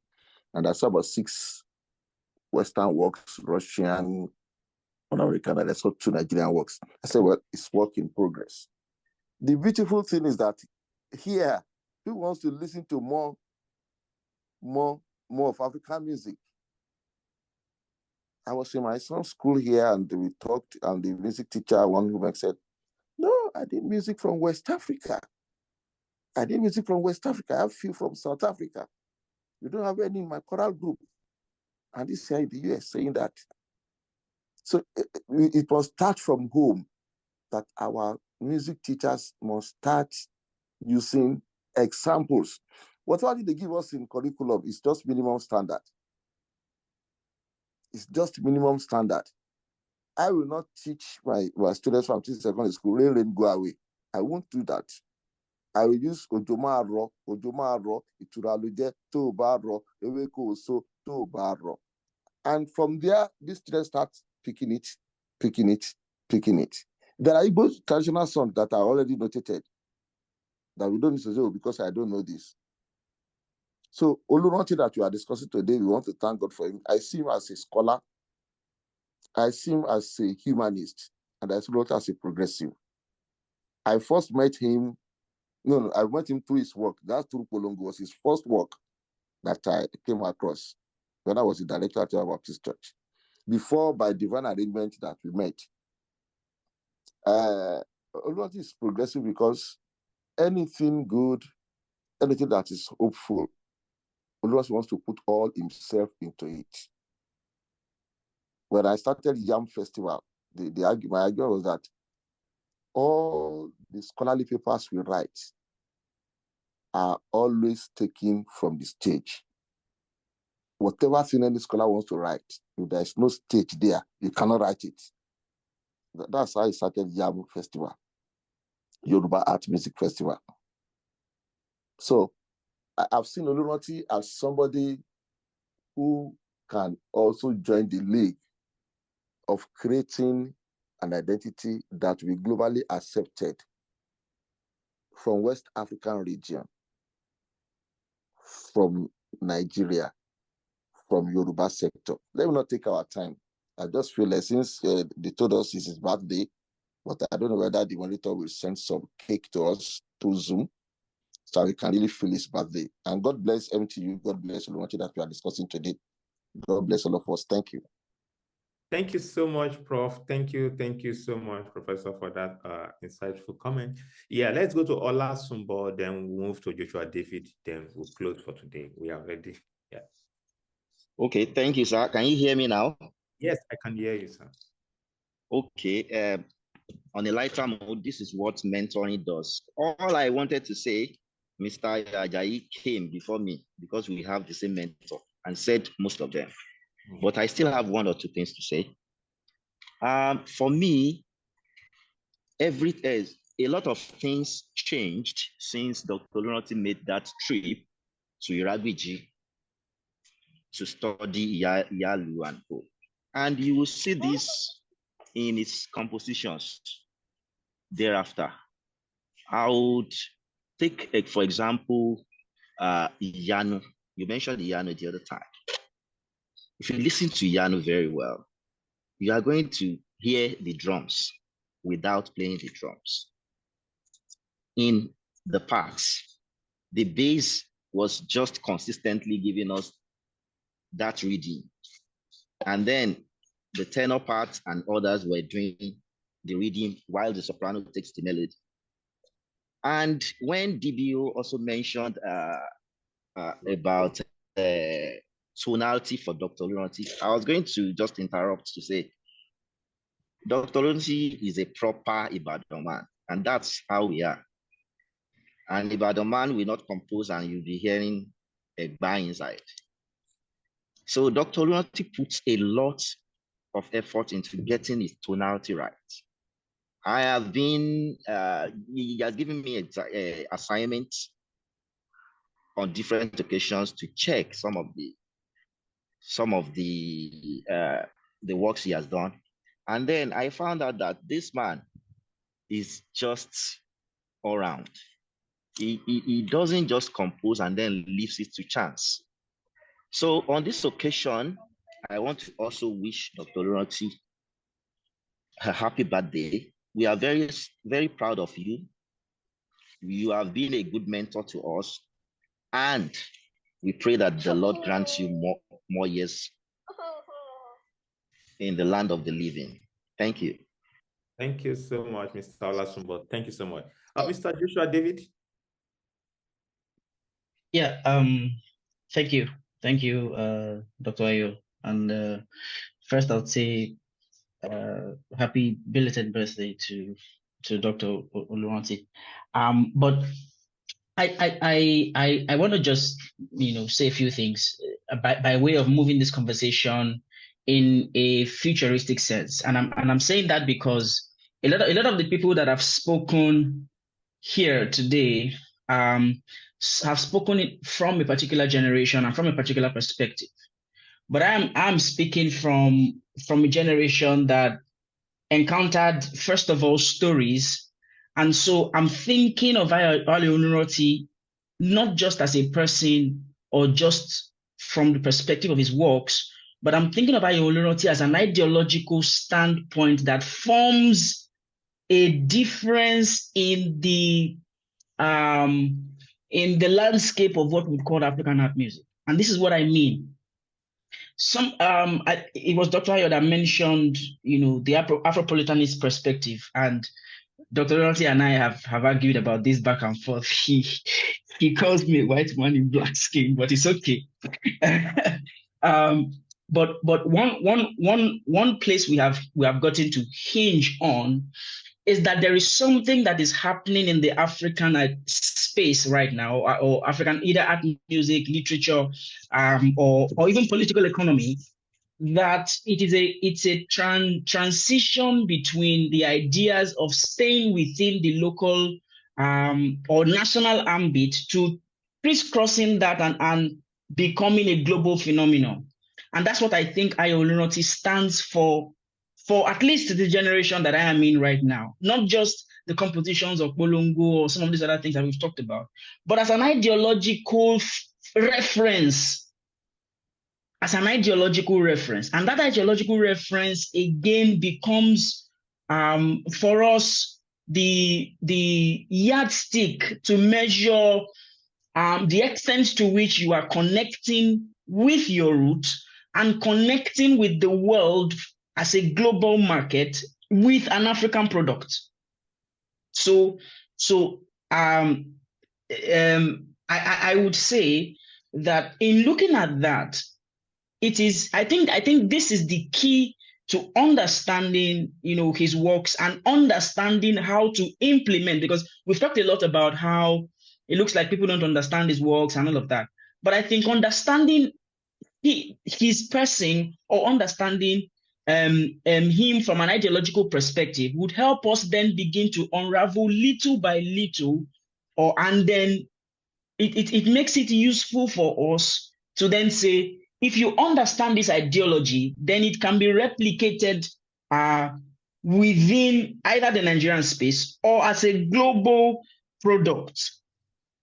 And so I want to say, whether he likes it or not, he's an Afropolitanist. He's because he stands in the boundary between the local and the global. And that boundary there becomes the point where engaging with him, not just through his works, but through the ideologies he stands for, and even in the conversations that he has had, and in the, I mean, I was watching his actor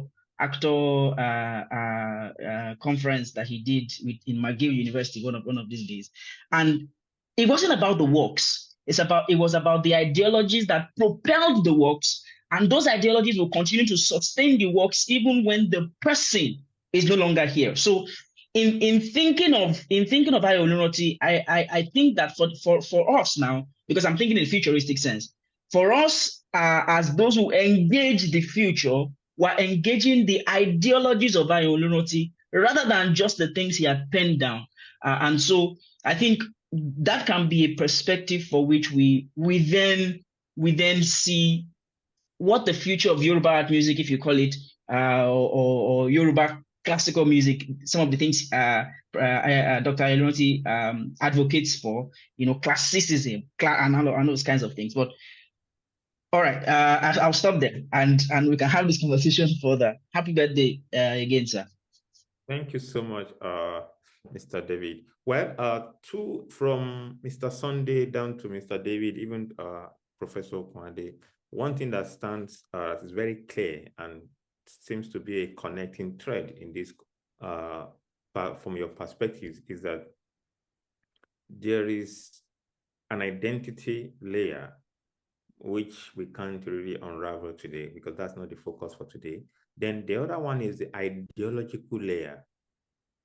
Then the third one is the creative, artistic performance layer, which is the foundation for today. But the second one, the ideological layer, I agree with Mr. David, because the ideological layer itself is what has actually produced forms of mentorship. People, oh, he has done this for me, he has done that for me, he has done that. Everybody has a story, and that is how ideology works. It is ideology that shaped generations of practice. This is what the founder, the mentor has created, and people come one way or the other, they learn from this ideology, they create their own, so they expand it beyond the shores of that foundation idea. So I think tolerance is that foundation idea, as many people are connected in this way. And like I say, from that anthropological perspective, like they say, what makes a nation is just one idea, and how that idea produce and reproduce forms of culture, relationship, forms of reciprocity, what we call market and whatever field. So thanks so much to Dr. Olunroti for all these. This is stage, although not explicitly clear to people, as we have seen it in the poster, but the idea is to intentionally, normally it will not agree with this, of course. It will never agree with this kind of arrangement, but we are happy that everybody is here. So thanks so much for everyone who have contributed. And I particularly thanks to Reverend Akinpelu for that wonderful foundational thought that actually help us to expand, to open the layers here and there. Thank you so much, sir. And all our contributors for today. I think Dr. Ronald wants to say something. Okay, let's have you, sir. Okay. Thank you, everybody. So Dr. Ronald is on the line. Yes. So it's yeah. Yes. Yeah. He actually sneaked in. Well, Oladile Irinde, I'll say well done, a well plotted coup And as you rightly said, I would never have agreed to this. I know they do. I know they do. You are part of it. You are I know all they part, do. and I just want to say thank you. I'm terribly humbled. And more importantly, I think as I listened to all the talks and all the contributions, I kind of it took me back to the 80s, took me back to Arimo and how it all started. Now, just to say one or two things, with respect to Polongo and what has happened to it. In actual fact, we can't talk about Polongo without talking about Dr. Tolu Oade. Basically, he was the one who conducted James Yankee's Ope L'oye O at the CS Yaba. It was the 50th anniversary of the fire. And that same year too, we had C.K. Phillips's Emil Buju, Mystery of the One. So it was something that started the process for Polongo. And one key thing, which I will mention now, has to do again, which Dr. Umide talked about, had to do with the sound world from Yaba. Since Yaba, we had a 2-manual pipe organ, Manda pipe organ there.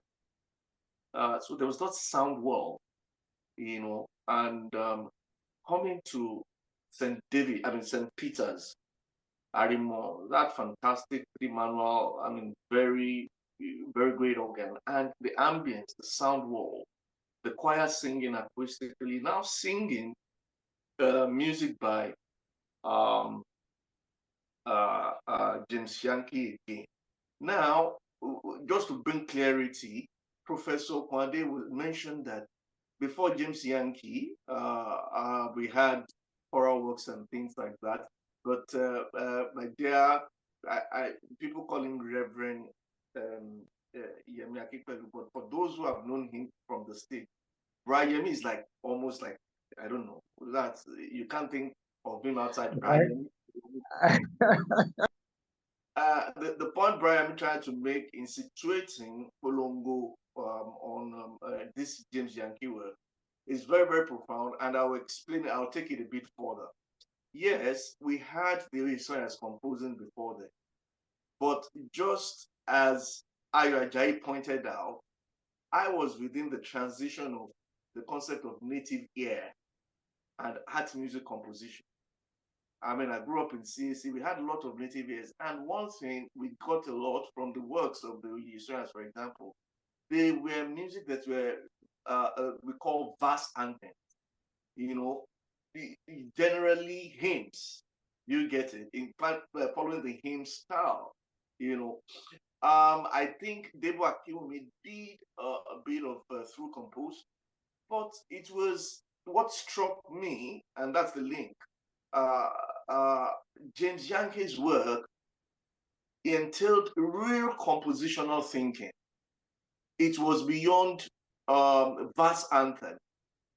Even the fact that Kabiyesi had, verses, he did things. He even included a forgetter. So it was a level of writing sophistication that hits me in that piece. And Ope L'oye O is an evidence of compositional thinking. It goes beyond normal native ear music. So it was more like James Yankee's effort landed me, landed one in the space of art music composition. And that was what brought out Polongo. And then again, like Okumide said, it's hard for you to really perform Polongo without an organ. The works that this James Yankee world, you need to have been part of St. Peter's Arimo then to understand what I'm saying. It was a sound wall. with that organ and the choir singing acoustically. It was a sound world, and that Polongo came out of it. And if you play Polongo without the organ, and it's not Polongo, it's something else. So that was something, I mean, I just thought I should shape it. And it just reminded me recently, I was talking with Professor Bode Omojola regarding the publication of one anthem that I wrote in 1995 at Arimo. And he listened to it and said, this Yoruba cathedral music. And I was like, what a way to caption this type of music, you know. So, and lastly, on the points that Korede mentioned, this Atere thing, in actual fact, it was not a matter of linguistics there. It was not a matter of Yoruba tonality that was happening there. When I first wrote it, when I wrote Polongo fresh, I took it to Ibadan, to Dr. Tolowaje and Christopher Ayodele. They were the ones I always went to because I was just writing. I didn't know what I was doing. They were the ones who would shape things for me. And then much later on, Brother Yemi, after we premiered Polongo, he would be my sounding board and tweet. When I write music, when we're teaching the choir, he would change it right there and then. That this line doesn't make sense, but this line doesn't make sense. Of course, I didn't understand a lot of things. But back to Polongo, when I took it to Bratolu, the line was Aterere kari aye, Aterere kari aye, Aterere kari aye. So it was Bratolu that said, look, there is something called sequence. You had an opportunity to create a sequence here and you killed it. And he was the one who changed it. He said it should be Aterere kari aye, Aterere kari aye, Aterere. You know, that's the sequence. Aterere kari aye, la la la la la, la la la la. He was the one who changed it, and I erased it immediately. You know, so that was the genesis of that. Now that line reoccurred later on in the music, but I couldn't maintain Aterere kari aye for harmonic reasons. And then it occurred as Aterere kari aye because we wanted to stay on the tonic. You know. So that was the genesis of it. And so that's why I say when we speak of Polongo, you can't speak of it without the input of Dr. Tolowaje, who indeed was the first person to premiere it as well, the full version, with the Egbira Luget that people are crucifying me for removing. But I think the problem will be solved later on this year because the whole cantata, by the grace of God, will be performed. And then we would see how Professor Okwade said the first version was organic. Yes, because that's the whole thing that you see. But when you listen to the whole thing within the context of the cantata, you know, and then you understand why I had to remove Egbilaruge, and it's now a full-blown anthem on its own. Again, thank you very much. I do very much appreciate this. It's very rare to have a composer being dissected and even appreciated the way you have done. And finally, I will say to Joshua David,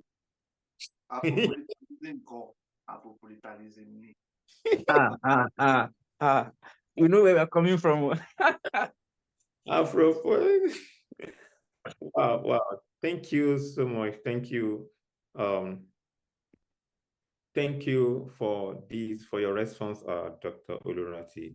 We appreciate all the different layers of influences that people have garnered or connected or, from you. Thank you so much, and we appreciate all. So our presenters today and also our regular friends and colleagues who on a weekly basis, you find your way here to support this project and initiative, contributing to it. Thank you so much. Again, thanks to our panelists, right from Reverend Akinpelu, Mr. Korede Ope L'oye, Mr. Sumbo Ola, then Mr. Tasuni, I'm looking for everybody now.